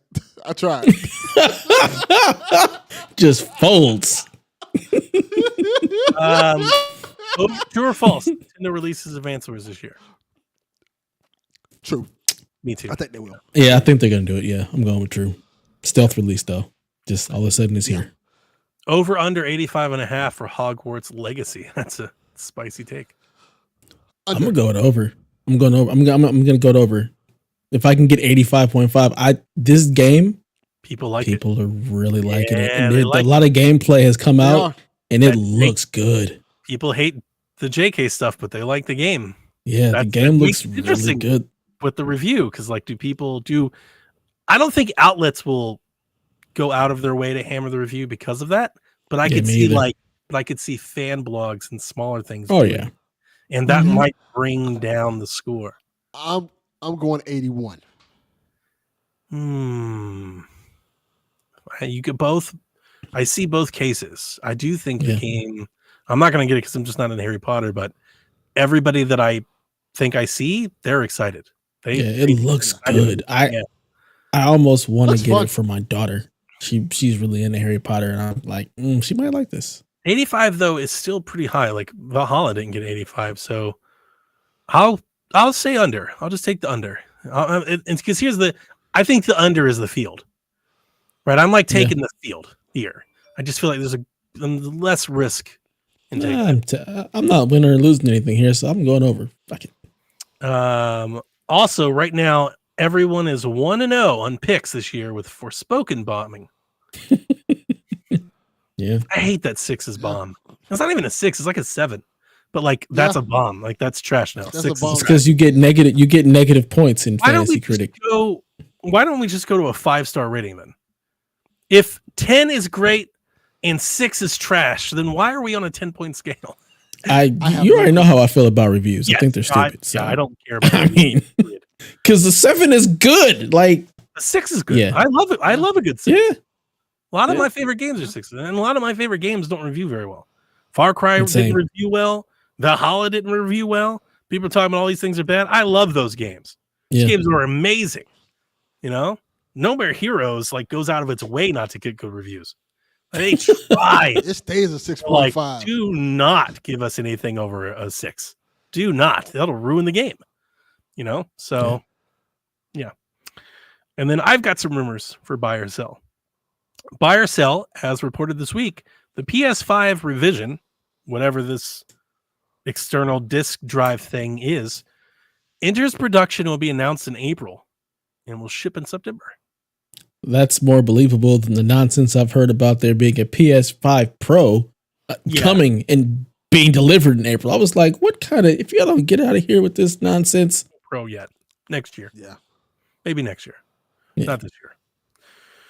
Yeah, I'm buying that too. There's way too much smoke about this. I definitely think it's a thing. And as we talked about, I think of it, I look at it as a way of PlayStation unifying their production chain more than anything else. Like, this is just a way for them to make more consoles. Yeah. So I think it's dumb to not make the add-on disk drive not compatible with the already existing no disk version. that's very I feel like tough. that's such a loss because you could have must sold be- even more disk drives. Like, what the hell? Must be a part issue or a codec. It's got to be. There's got to be a reason why they're not doing it because they don't want to. Yeah, it doesn't make any sense because it's literally the exact same system just without the damn drive attached. So you should be able to, if you have a drive that can be attached, this should work. Maybe. Just, Do you think oh my it God. has a? Is it possible there's like a proprietary port that it plugs into? No, they said it's USB. Why would they? I hope they don't do that. Just USB-C it, please, for the love of God. But it is Sony. It is Sony, so there's definitely the possibility of it being a fucking proprietary port. You're telling me a chance exists. I mean, it's Sony. It would not shock me. Buy or sell Gears collections coming. If you didn't know, this has been making the rounds again because Nick at Xbox Era said that this is a thing. And then Jez said that he also now thinks it's a thing. Jez is like, I have no evidence of this outside of, he just thinks this is going to be a thing now. But Nick said this is a thing. So that's why I put it in here. I mean, it should be. I think it's a thing. I don't know when it's coming though. I would, but if it's coming, right? You still buy that. Yeah. Yeah. Yeah. This doesn't count. But how do you measure that? No, Okay, like, so- this doesn't count as points. Yeah. Okay. Yeah. I'm excited the rumor because the rumor, like this has been rumored for a while, but the rumor in its current state is that maybe they're remaking a Gears game or the first 3 games in Unreal Engine 5 to get used to the engine. They should do that. That would be That's great. cool. So it's not like a little up-res, free master port, like a It's a remake. full-blown Gears remake, Gears Phoenix Collection, remade in Unreal Engine 5. Not only will I play that, I will buy a stupid edition. Like, that's not a Game Pass thing. Like, I'm here want a for Lancer. Donnie buying the stupid edition. like, I want a Lancer. Like, like this sounds amazing. That sounds amazing. I want to like Gears so bad. I really do. I love Gears. Get Gears it? is so great. I've tried. I just can't get Oh, into it. I love it. I don't see I how. want to love it. I It's want to so- love it so bad. Just Starship Troopers. You love Starship Troopers. I do It, love like, Starship totally Troopers. is I think that. it's just the gameplay. I don't know. I could not. I tried. Ugh. You're too, And I then think you're too used Gears to, like, 5. fast shooters. Destiny Call. It wasn't even so much fast shooters. It was just I could not get into the controls. And then when I tried to play it on PC on Game Pass, like the controller just did not work. So Let me ask you maybe this. I'll try again. Let me ask you this: if I buy you Gears on Steam, will you try it again? Yeah. Now I want to raise the ante here. I don't even know if this is possible because I have never looked into it on Steam. If I buy you Gears 5, Gears on Steam? will you commit to me, if it's available? I don't even know if it's available. That you'll play Hive Busters. I want you to The hell is play Hive and Busters? finish Hive Busters. The hell's Hive Busters is DLC. the DLC mini expansion for Gears 5. It's got, here, listen to me, completely different characters. It's not attached to Kate or Phoenix or any of that. It's a complete side thing. Just play. It's small. Beat the whole thing in less than 5 hours. Sure. I'll buy you the game and the expansion if you'll commit to me that you will play that expansion. Yeah. I'm way more interested in like the actual characters and everything because you know how I Sean, feel about can a I- character. Can Hive Busters, can we do Hive Busters on Steam? I don't know. I'll play with you. We can play go up. You know my Gears hoodie that I always wear on the show most nights? Mhm. That's a Hive Busters hoodie. It's Okay. specific to that DLC. I think you might like those characters, and I also think you might like that setting. Okay. So I've never had any issue with the Gears setting, the characters. It's all very intriguing to me. I've always wanted to love Gears. I love Gears. Just could not get into the gameplay. It was like, it's fighting me. I feel like Gears. I love Gears like people love Halo. You know, like that's Yes. my Xbox thing, and This is why I want to love Gears. I want us to share Hard. something, Donnie. Gears gets kind of like Forza, kind of gets sides pushed. You know, it's like the Xbox does the Gears. And it's like, man, you need to put some respect on Gears' name. Gears been so much better than that for so long. Like it's been really, really good. I can't wait till they do more Gears. I hope the Gears collection is real. Gears 5 Hive Busters is on Steam. Hot It's on damn. sale for $9.99. Gears 5 is on sale for $13.99. We are doing Hive Busters together. Let's make this happen. Let's do it. Delvin, you want to play? I'm down. You want Hive Busters with us? I'll do it. I We're never streaming this shit. Oh, shit. We're streaming it. Let's go. We'll have to pick a date. We'll have to pick a date. PSVG plays Hive Busters. I love Hive. It was so good. Obviously, I bought the damn hoodie. Last rumor for the week. Tomb Raider apparently is coming before Perfect Dark. I'm buying it. I feel like Perfect Dark ain't never coming. So this rumor was sad to read because apparently the leaker on Reset Era is very, very credible when it comes to Crystal Dynamics. Like he's had the inside scoop on them for years, apparently. And he said Tomb Raider's been in like pre-production for a while. It's not like a new thing. Mm-hmm. And he also said that Perfect Dark has hit kind of a bump and is kind of going back to the drawing board. And I was like, oh no. Oh. And here's the sad part. With it just being a rumor, like a lot of times you can dismiss a rumor if you don't want to believe it. But with everything that's gone on with Xbox, like you can't, like that totally sounds, you're like, of course. Yeah, sounds about right. God damn it. Oh. They're having a really rough go with these games they keep showing way early. Yeah, stop doing that. They gotta stop announcing everything because it's biting you on the back end. And they're not alone to this. PlayStation, like others have done this too. Metroid. This week was the 4th anniversary that Nintendo announced that Metroid Prime 4 was going back to be remade. Like they announced it before that, but then they announced that it was being rebooted back. We're reaching Beyond Good and Evil 2 levels of nonsense here. Yeah, so they're not alone. But like they showed Perfect Dark. They had like the little trailers and the hype and all that. They showed it so early. And I get it because the whole thing is Xbox doesn't have games, so they're showing games, but it's like, bro, come on. Too soon. Yeah.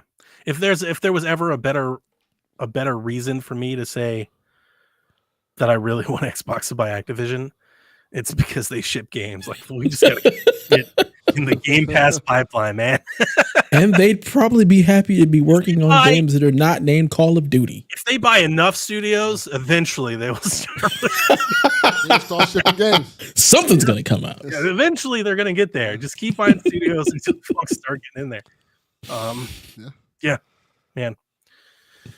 Rough times for Perfect Dark, it sounds like, but I hope they pull together because I would love a good Perfect Dark reboot. That sounds amazing. Sean says we're coming up on 5 years of the Chicken Wiggle Kickstarter. Dude, I saw one of the Nintendo dads talk about that the other day, and I died laughing. I was like, I forgot all. Are you guys aware of that?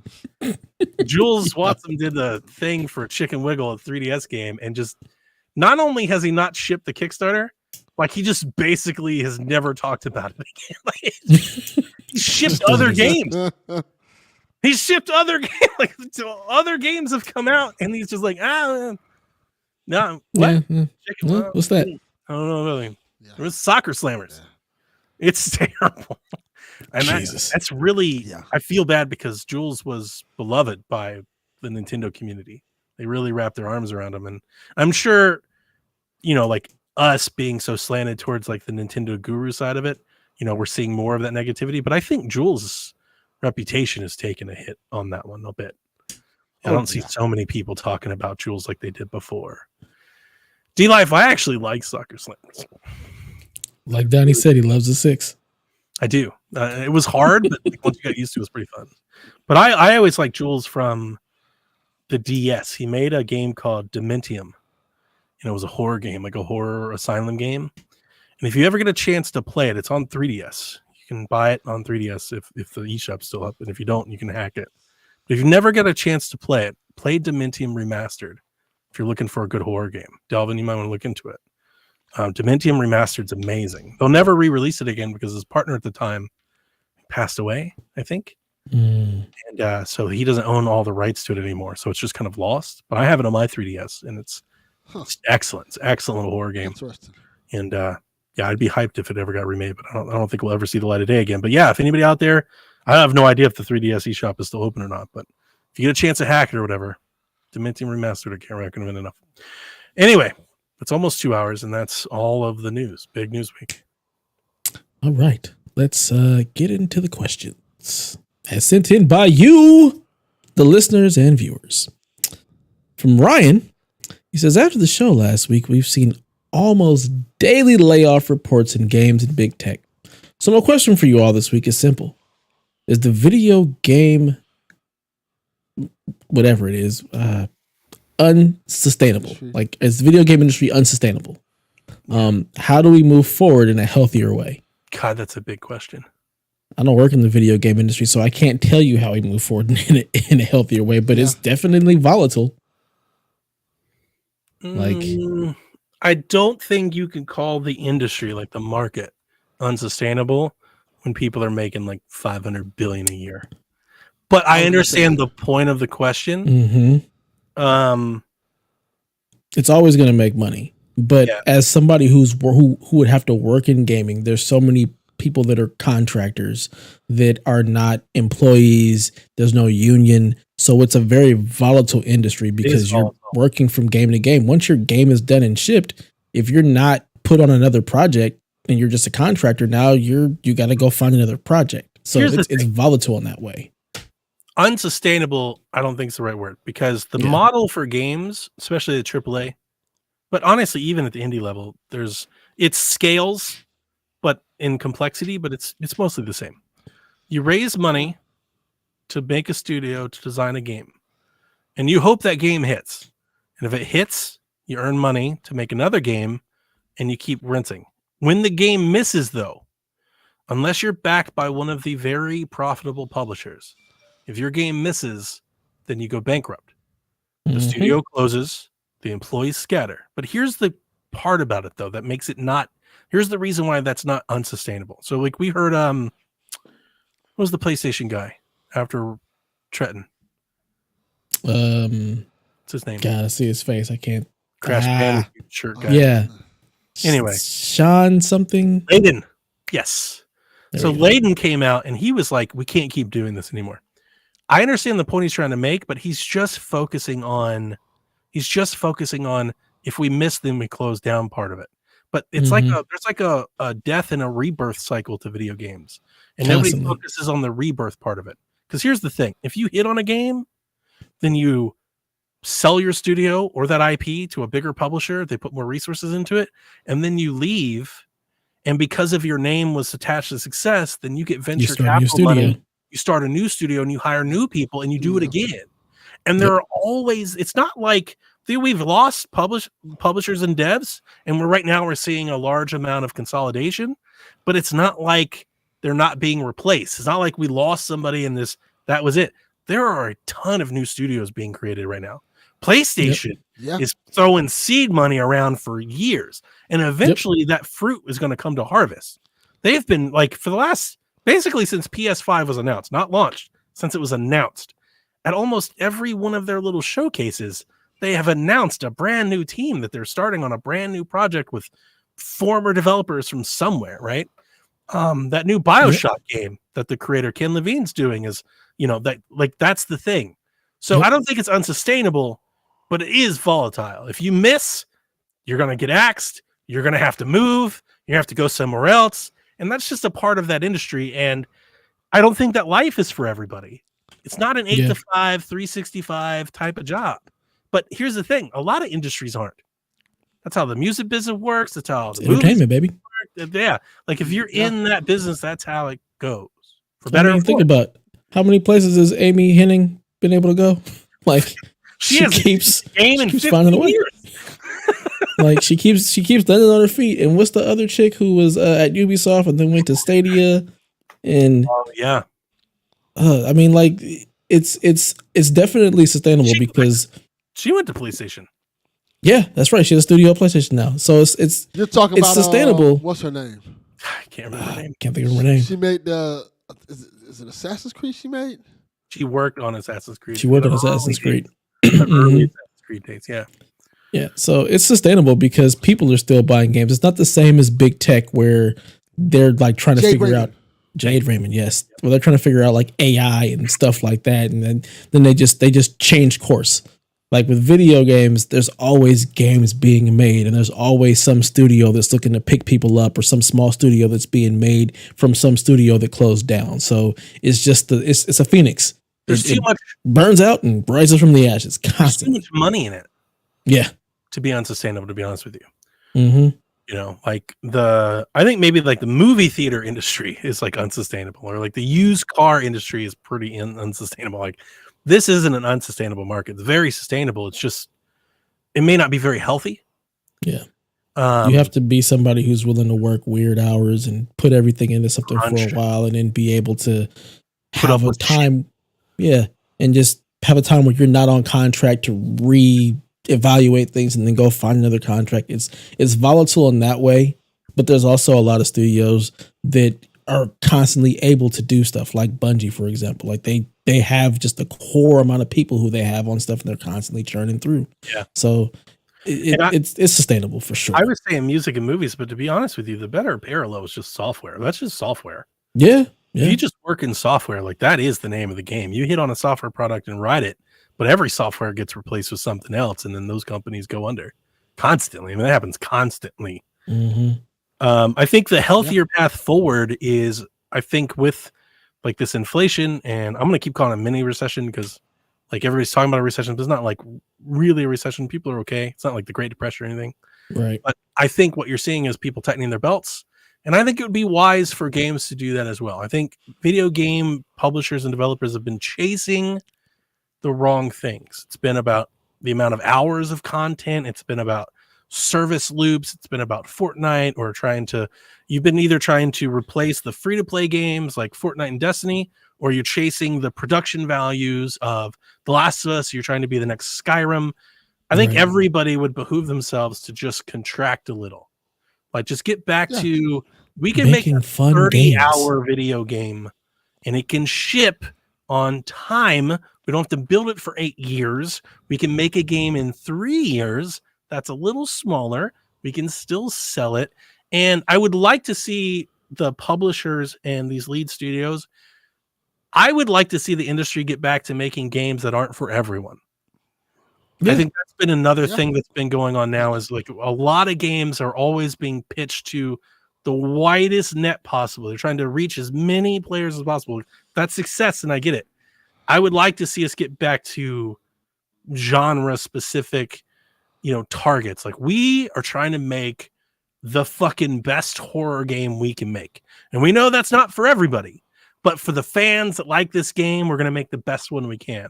Or shooters or platformer. Like, I think that's we need more Sifus. We need more Elden Ring. Evil Withins. Like, Elden Ring, a specific thing, is unapologetic in what it is, and I think that's why their fan base is so strong.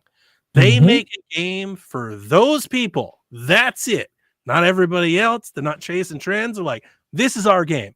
It's hard as fuck. We got these big people. They're gonna punch you in the face, and if you don't like that, this isn't the game for you. I think. The EAs and the Ubis and the Take-Two, I think they need to get back to that. They've lost that. They're trying to make games that everybody likes. It's got something for everybody, and they should maybe get away from that. It's totally okay to have games that aren't, for the entire family. You don't need that. Make games that are specific, that are focused and driven towards something. Then you have something that people will grasp onto, and you create a base around that. Yeah. Like the damn Dark Souls games. And that's the point, because Sean was saying a lot of Sean's points, and you remember the article, it was really big as after he left PlayStation. Yeah. And a lot of his points in the article was just like, at PlayStation, we made Days Gone for 7 years and The Last of Us for 8 years. Like, yeah, but that's at PlayStation. You don't have to do that. Right. That's not Everything the only can't be God of War. Yeah, that's not the only path forward in entertainment. The Callisto Protocol was made in 3 years. Yeah. Do that more often. Perfect. It's like, instead of making 8 years to make this, make 3 Callisto Protocols instead.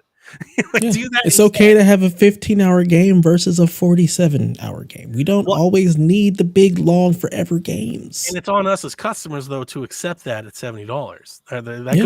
That goes two ways. Like, there's a lot. I don't think any of us have that problem. No, but there's a lot of people that do. We see it when shorter game. Like, we see that. We also have to be receptive if they start to scale back. I'm with it. Which I'm all about it. Yeah, I'm all about it. Cool. Hope that answered your question, Ryan. Kyle says, sports question.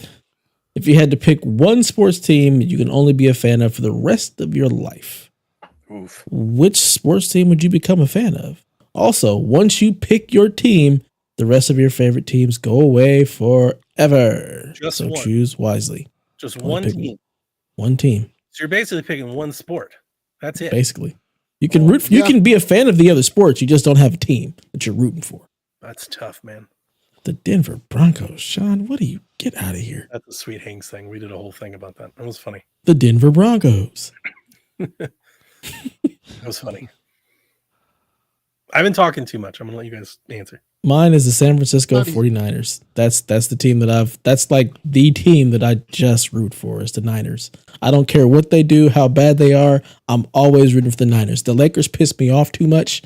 Like, so they can kick rocks. I'm going to be a Niner fan through and through. Miami Heat. Hometown team. How's that treating you this year? They are, I hate the Heat so much. I hate the Heat so much. I love him. I love Jimmy Buckets. Oh, no, I love Jimmy Butler. I just hate him. The thing about the Heat is the Heat, they, especially lately, they're always going to be that team. That's why I hate them. They're a golden spoon team. They will always get players. Number one have an advantage because they are in Miami. They're in a great market. Yes. I hate them.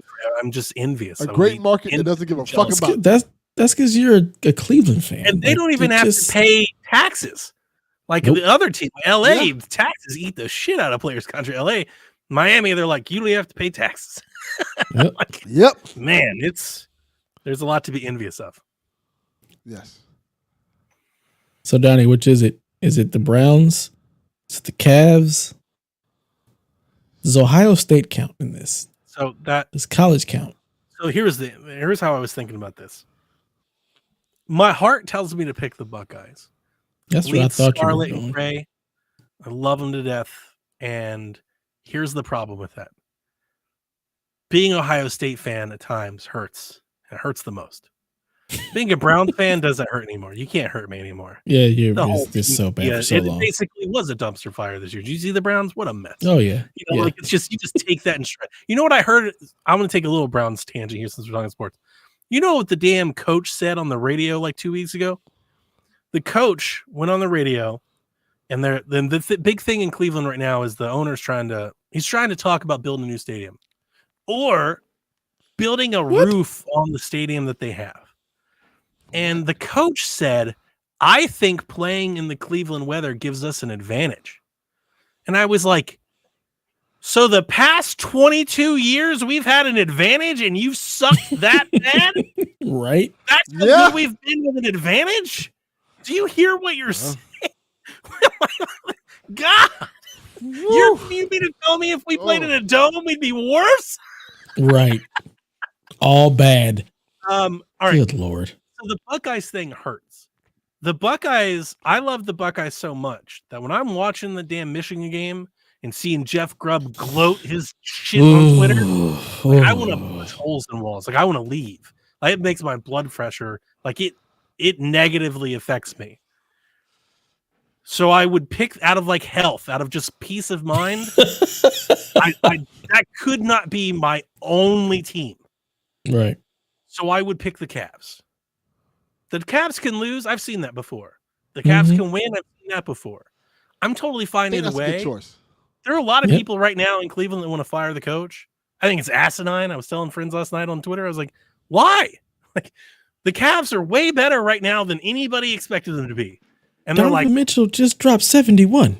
Come on. Like his bench units aren't that great. I'm like, they've played 29 games together. Give them a minute. They're fifth in the Eastern Conference right now. Like that's good. They're playing Boston, who's been together for like a decade. You know, like all these teams, Miami still playing Haslam. He's still there. Yeah. Still. You know, like all of these teams have played together. They're young. Give them a minute. They're fine. The coach is fine. Let it cook. Let it ride. It's fine. They're well above 500. They're doing good. I think I would pick Cleveland. It'd be peace of mind. I get enjoyment from the team. I can watch the team without being too emotionally invested.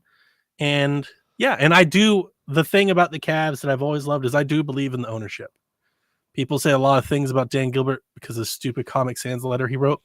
But the thing that Dan Gilbert doesn't get a lot of credit for is the amount of money he's paid into the Cavs team. He invests in the team. He wants to make them a contender. Wants to win. And I like rooting for that team.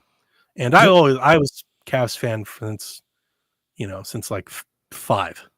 I like the Cavs when they were literally the worst team in the league, like downright awful. So yeah, everything to me is gravy. Like we've got championship, we've been to the playoffs, team's good. So I'd pick the Cavs. Makes sense. Drew says, we know PlayStation VR has VR and Spider-Man for 2023. What else would you like to see this year and next for Sony? All right, ponies. Let us know. What is on the roadmap this year? I have no idea. I have no idea. I mean, that could be considered a good thing, right? Yeah. Could be a surprise, I would right? think so. Full of surprises. Yeah, I mean, outside of Spider-Man 2 and Horizon Burning Shores in VR, I don't know what else they have this year. Nope. Is that coming? Like, I don't know what to believe there. Oh, I thought that was dated. It could. No? It's not dated. What, It's not dated. Rebirth, 7 Rebirth is not. Oh, Final. You're about 16. I forgot about that. But is that only on? Is it only on PlayStation? That's Xbox too, isn't it? I was about to say with exclusives like Spider-Man and Final Fantasy and Silent Hill, exclusive PlayStation. Is that an Is exclusive? Silent Hills this year? I think so. Is it this year? Xbox. I think it is exclusive. Yeah. This year? With those games being exclusive, do you need anything else? I mean, I don't. I think Not really. Yeah. What would I like to see this year or next? Infamous remake. That's what I'd like to see. They do Ghost now. Never seen Infamous again. I don't care. That's what I want to see. Give me Infamous. Give me a Resistance. Like, give me something like out of left field that I'm not expecting. Killzone. Metal Gear Solid. You know. Killzone would be cool. Killzone would be cool. Bring it back. Is Guerrilla ever gonna? Guerrilla's just Horizon now, right? That's all they're doing. Basically. I thought they said they had a second team working on something else, if I remember correctly. Wolverine. Is that soon? Oh yeah, that's not dated. I don't think that's this year. I think that's next year. Okay. That's not gonna be the shit out. It might be 2025 to be perfectly honest. It might be a while off. Sony bought. That's another game they shown way too early. Seems like Sony bought exclusives to buy development time. Maybe like they're buying exclusivity so they can get their teams get some time. Or wait a minute, hang on a second. Isn't that Last of Us game coming out? That's a thing, right? The multiplayer thing this year, right? Sure. Yeah, that sounds pretty sweet. I don't give a fuck about that. Sounds like a good lineup. Yeah, we ain't paying attention to that. People do, especially after the show. After the show, but they're asking us, what do we want to see? We don't care about that. Yeah. Okay. Not at all. Not in the least bit. It might be pretty big though after the show. It might be. Probably. I'll never know. I'll never find out.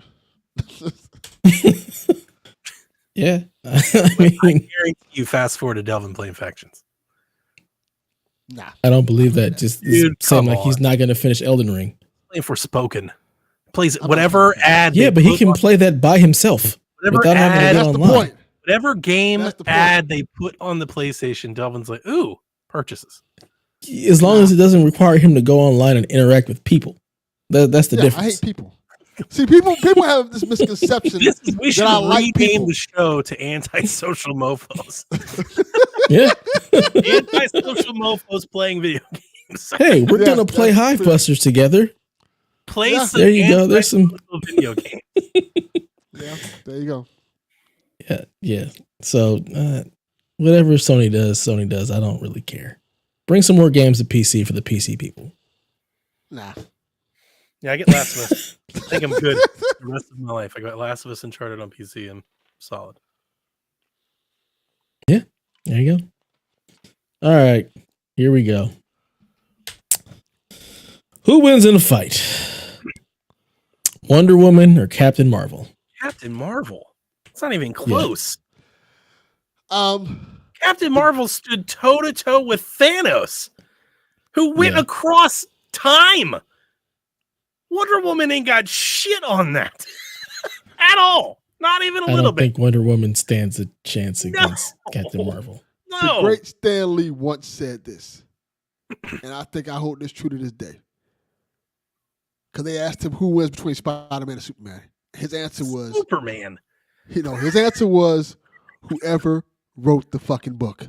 Dude, come on. That's the Superman answer. would rip Peter Parker. Okay, so we're not including Delph in this conversation. This is between me and you, Donnie. Yes, Superman is gonna fuck Spider-Man up. He's gonna rip his ass in half. Like, do you know how we as humans squash spiders? That is what that fight. Yeah. That is just what happens. That's how Superman should beat everybody, but for some reason, the idiots writing the books make him a pushover. Doesn't he have laser vision? He does. I realize Superman lost the goddamn Batman in a fucking Knight's oversuit. And it's nonsense. That's my point.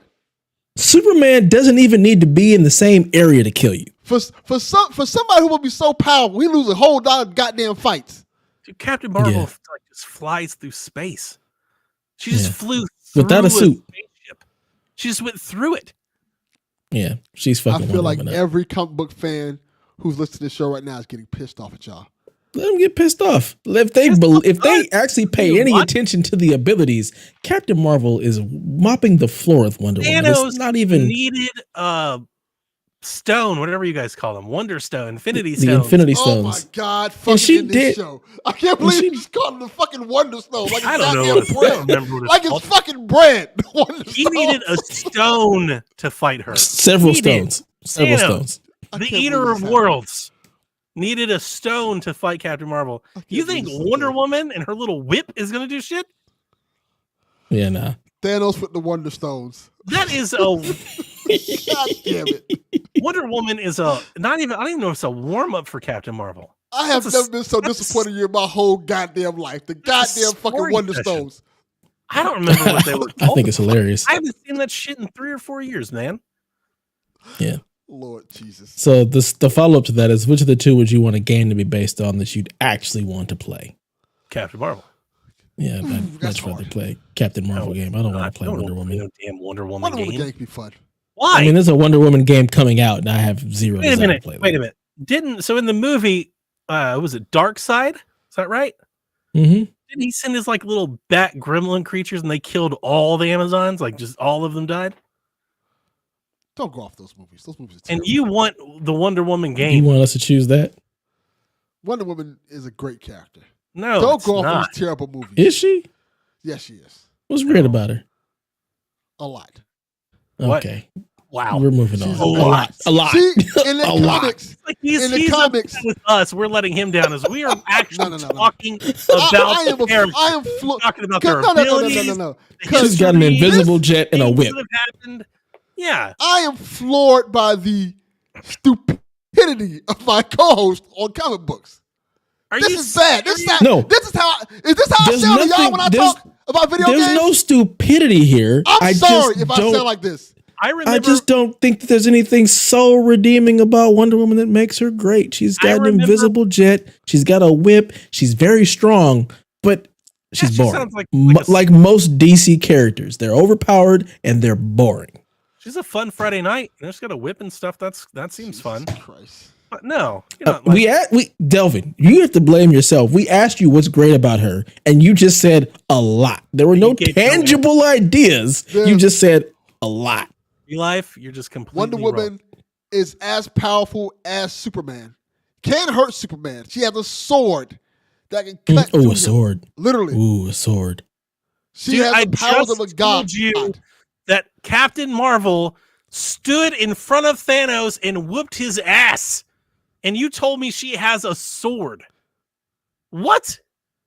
She didn't whoop Thanos. Of galactic power. She really did. And then they just kind of were like, we're gonna make it. She should have killed Thanos. Like she had the ability.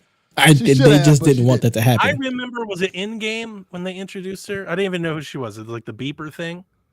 Was that it? The beeper. God damn it! I remember it was Endgame. I mean, he's not wrong. There was Endgame. What are y'all talking about? He hasn't seen Captain Marvel, so if he hasn't seen, he has seen it, but he didn't remember it. So when he saw Endgame, you think about the beeper that was used. Nick Fury gets a beeper thing. I didn't know what it was. I was like, "What is the umbrella sign or whatever?" And I remember I came to Discord and I was like, "What is this?" And Kevin was like, "They're alluding to Captain Marvel," and I was like, "Who's Captain Marvel?" And he was like, "The strongest person in the universe." And I was like, "Oh shit!" And then the movie, I was like, "He's right. She is the strongest person. She would have destroyed Iron Man." Congratulations. Y'all have officially made me miss Haley for this episode. Why is Haley not here to explain this stuff to y'all? There's nothing to explain. Did I get it wrong? Yes, there is. You guys are saying all this wrong. What did I say? Okay, wrong? then correct us because we've given you the opportunity. One, the strongest person in the MCU is clearly Wanda. One that can literally wipe out the existence of everybody in the universe. Yeah, but so when I said that in our other Discord earlier, you did not chime in when we were talking about how she shouldn't have been able to just murk.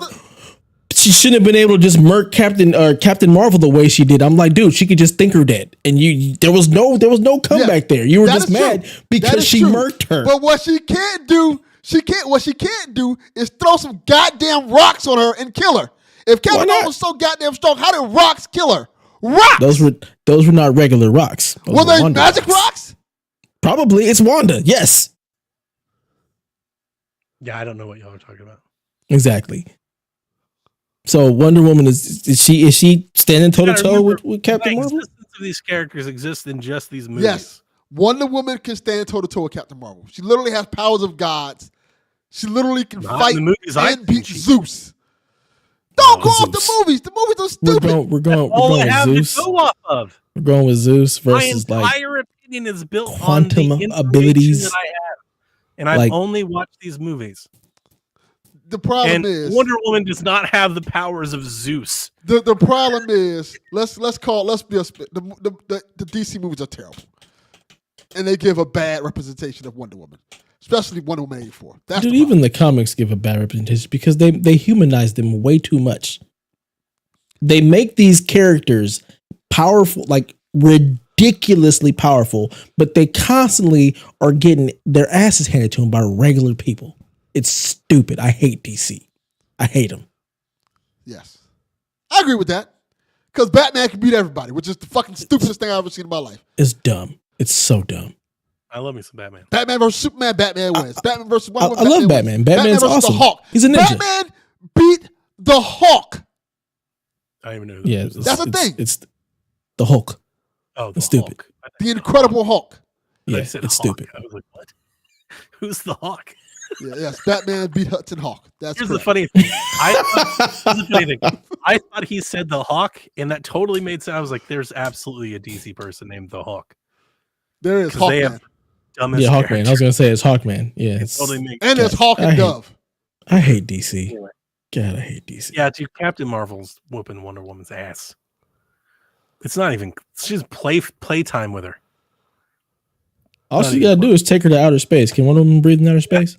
I know Superman can. Can Wonder Woman? She can't. Yes, she can. Well, then her and her folks should have handled those little gremlin bats way better than they did. They got stomped on. Gremlin bats. What? I love it. Fuck you, Zack Snyder, because you caused this. This is your fault. That's what I blame. Fuck you for those terrible ass, whack ass movies. Maybe she needs more movies. Maybe that's the problem. Because the other movie I saw her in, she got beat up by some woman dressed up like a cheetah, and you're like, she can be in space. No, she can't. She did get beat up by it's not Chitara, is it? That's not Chitara. What is her name? It is Chitara. Chitara, yeah. The woman from SNL. The woman from SNL whooped Wonder Woman's ass, and you making us think that Captain Marvel? No, absolutely not. Absolutely not. I can't. If we just go based on MCU and DCU, yeah, Captain Marvel is tapping that tail. Close. Yes, if you go based off of that, yes. I would pick, but comic books, they are 10 women in the MCU that would beat up Wonder Woman. I mean, I hate Zack Snyder. Yeah. See? Yeah. I'm not wrong. Really Where's the lie? You made me hate Zack Snyder. Because this is you didn't already? Of Wonder Woman.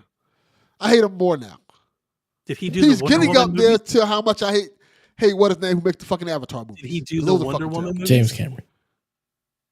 Because I watched both the Wonder Woman movies and they were not very good either. The Wonder Woman movies and they were not very good either. Does Zack Snyder do those? Yes and no. He did the Justice League movies, and I know he did the Justice League movies, but what about her movies? And how do I explain this right? Did he do her movie? Why can't I get an answer? There you go. That's all we The need. thing is, it's not Zack Snyder's that's fault. not the thing. Zack Snyder it's his didn't Wonder write her Woman. getting beat up by cheetah people. It's his Wonder Woman because he brought that Wonder Woman in from Batman v Superman. Okay, we're moving on. Yeah, This is going nowhere. It's going nowhere. Yeah, Captain Marvel wins.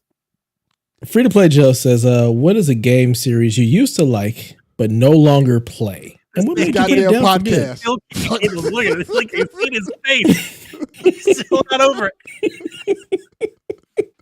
You're so invested. See, this is why I wouldn't pick the Buckeyes. You're as invested into this as I am. Ohio State. That's why I didn't pick them. And I don't even like DC. But I have to defend this Wonder Woman slander for a person I already goddamn like. No, you don't. Why are you Why? defending it? Why?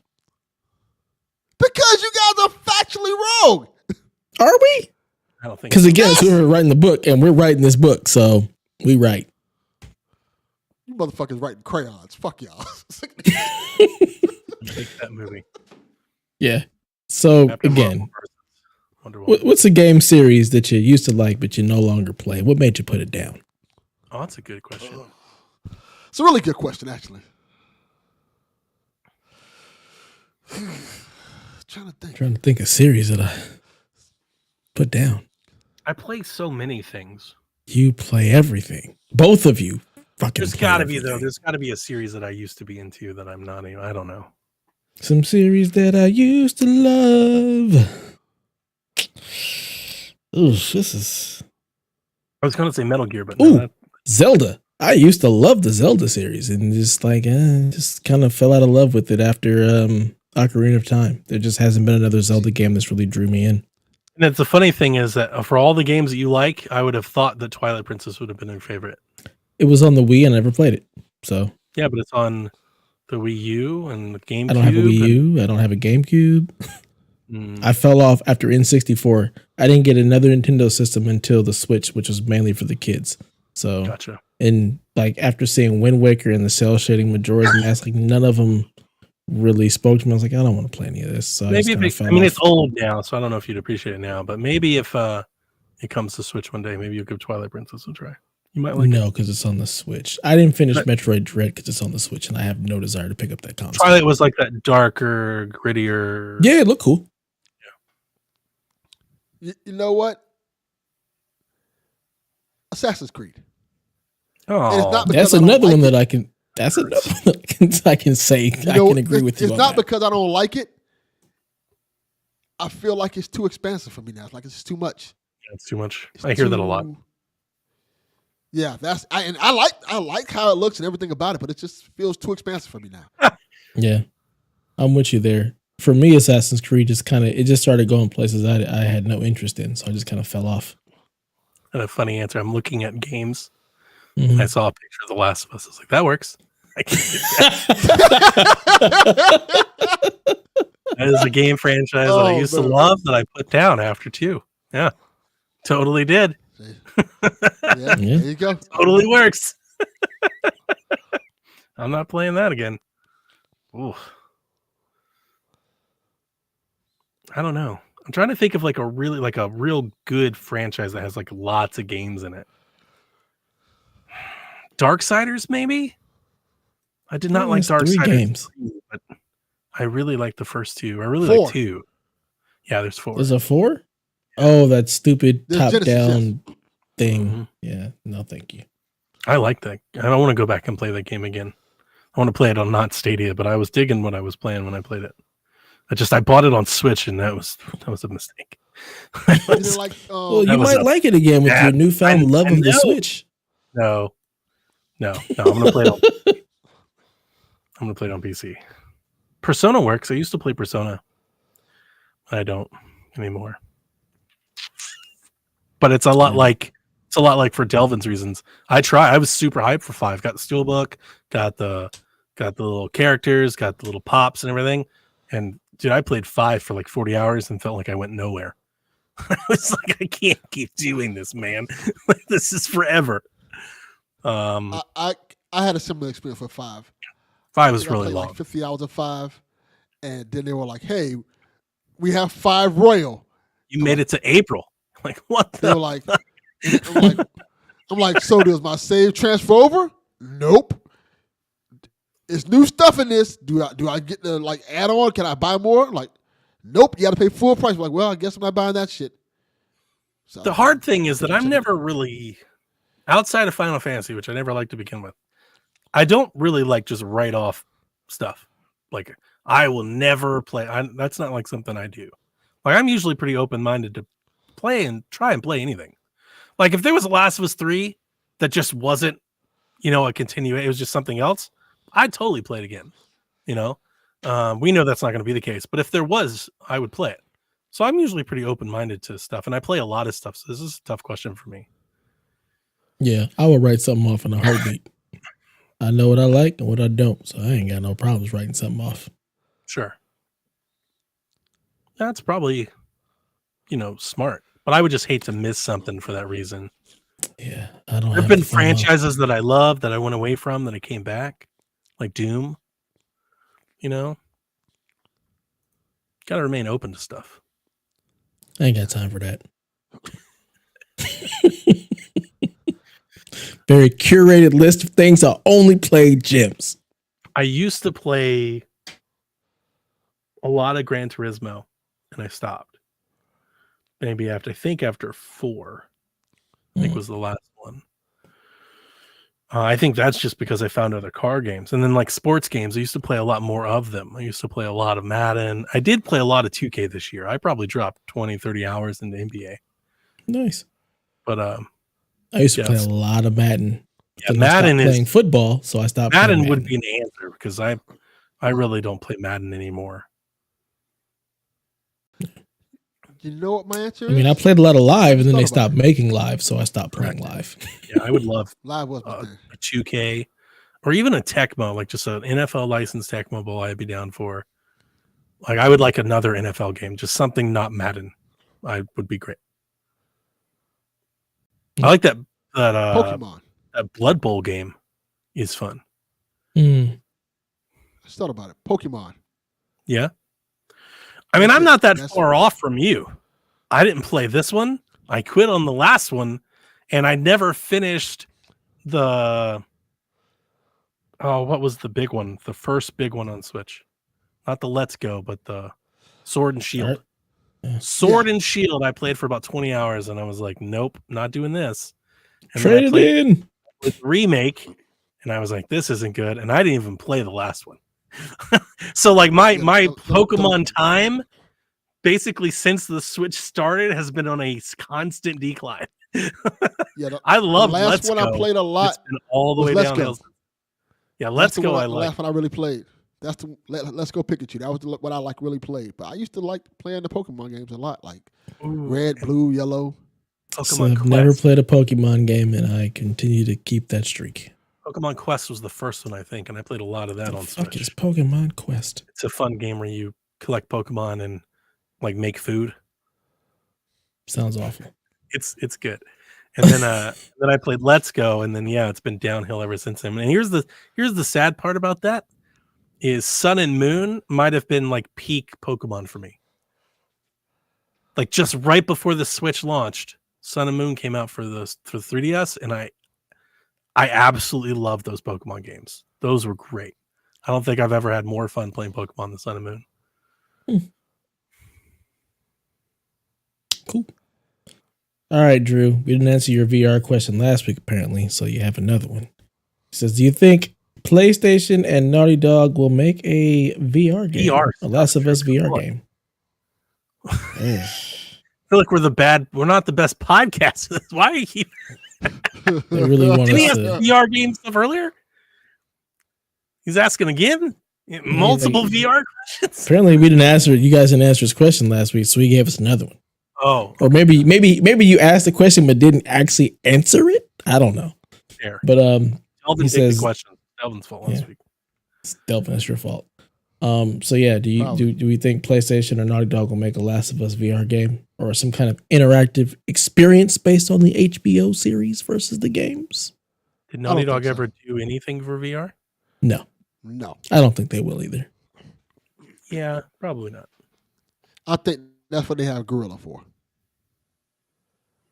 I think that in terms of franchises that they want to like, hey, here's your VR PlayStation franchise. That's going to be the one. Horizon. Yeah. I feel like Naughty Dog is more about creating connections with the characters in the game world, and that's not something that you can easily do in VR. They can put you in it, but for them, like they build such dynamic characters that I don't see that happening in a VR space yet. I don't see that. The idea of them doing an experience and not like a full game makes some sense, especially because after Factions hits, it's probably going to be a long while before we see the next Last of Us game. I could see them doing like some sort of interactive, like VR1 had a lot of that. You know, the little Spider-Man game where you're like on the rooftop and you could shoot the things, and we had the Batman game where it was like a detective thing. I could see something like maybe like a little clicker arena shooter or something like that. That's maybe a waste of dev time. I agree with you. I think VR. I honestly think PSVR as a whole, you might be able to say is a waste of dev time. I agree. Like the whole thing, I think would be better spent if they were just making more PS5 games. Personally, I agree. All right. Last question for the night, and it's only because it's Delvin Jr. He says, what's the band or artist you want to see make the soundtrack to your favorite series? His would be Gorillaz with a Sonic the Hedgehog game, or Nas with a Miles Morales game. Do you guys think the Gorillaz and Sonic the Hedgehog go together? I could dig that. I could get with that. I can see that.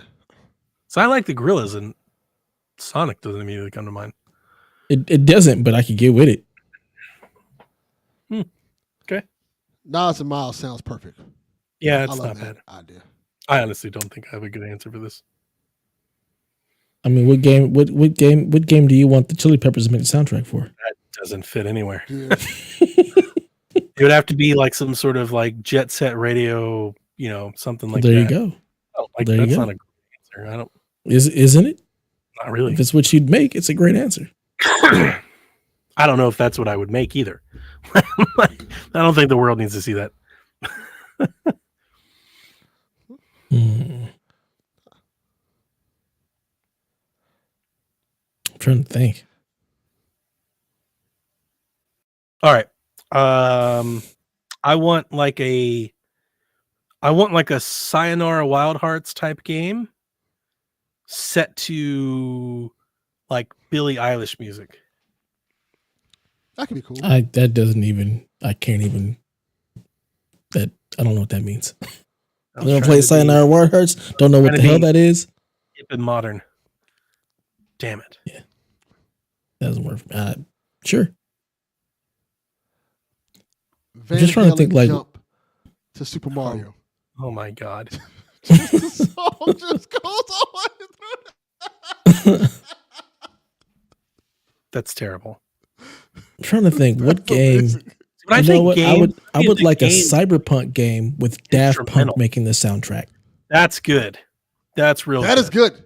Yeah, that's real good. Yeah, that works. Dude, that Cyberpunk, that Phantom City, whatever it's called, the DLC. Have you seen the articles being written about it this week? Mm-mm.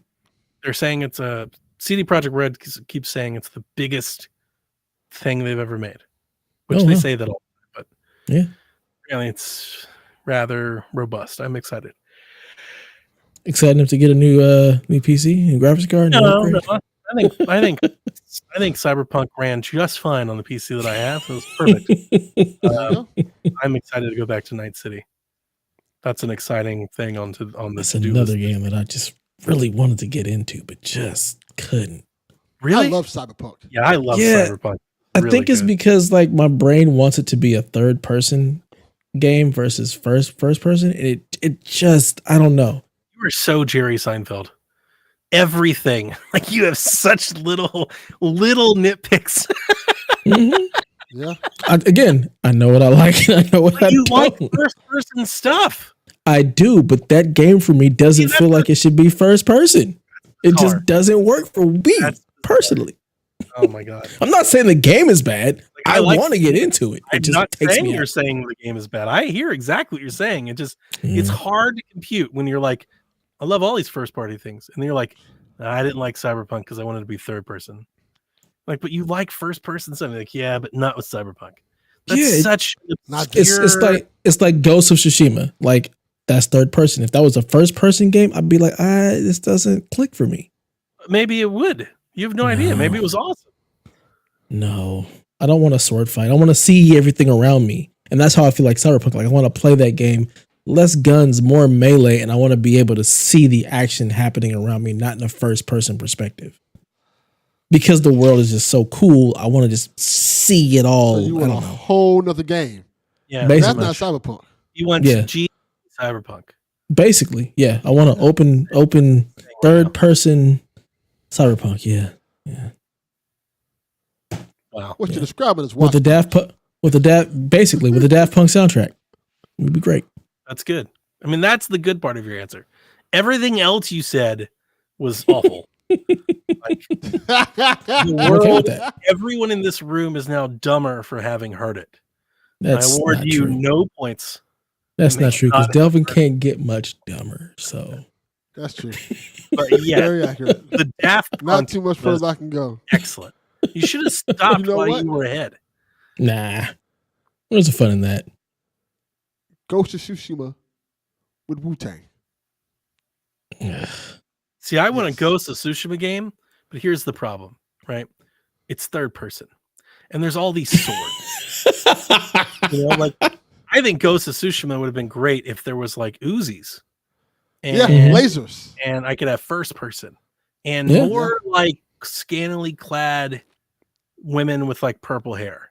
Now Now, you talking about language. now Ghost of Tsushima is awesome. Like we fixed it. We fixed. See, you went and like completely changed the game. I didn't change we? Cyberpunk. No, it I sounds just- like you I did. just changed the perspective. like I don't want want to change everything. I don't want any guns. I need No, because you can play the game very melee based, right? There's melee weapons. I just changed it from first person to third person. You're going and putting Uzis in a time when Uzis didn't exist. That's different. You went way further. Okay, you saw the line I'm an and you habitual line. habitually crossed that shit. I'm an habitual line stepper. Yeah. Call me hot stepper. Oh. Okay, we're done here. We're done here. This has been episode 70 of the Play Some Video Games podcast, aka Xbox Direct Day, Developer Direct for Delvin. Yeah, X gave it to you. So until next time, please follow us on all the socials at PSVG. Come join our Discord and hang out and talk some trash. How great Brie Larson is versus Gal Gadot. Oh God. That's fine. Hands down.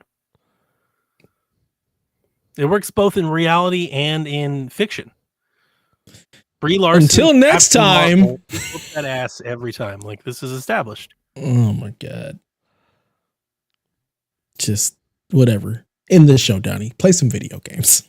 Play Hi-Fi Rush.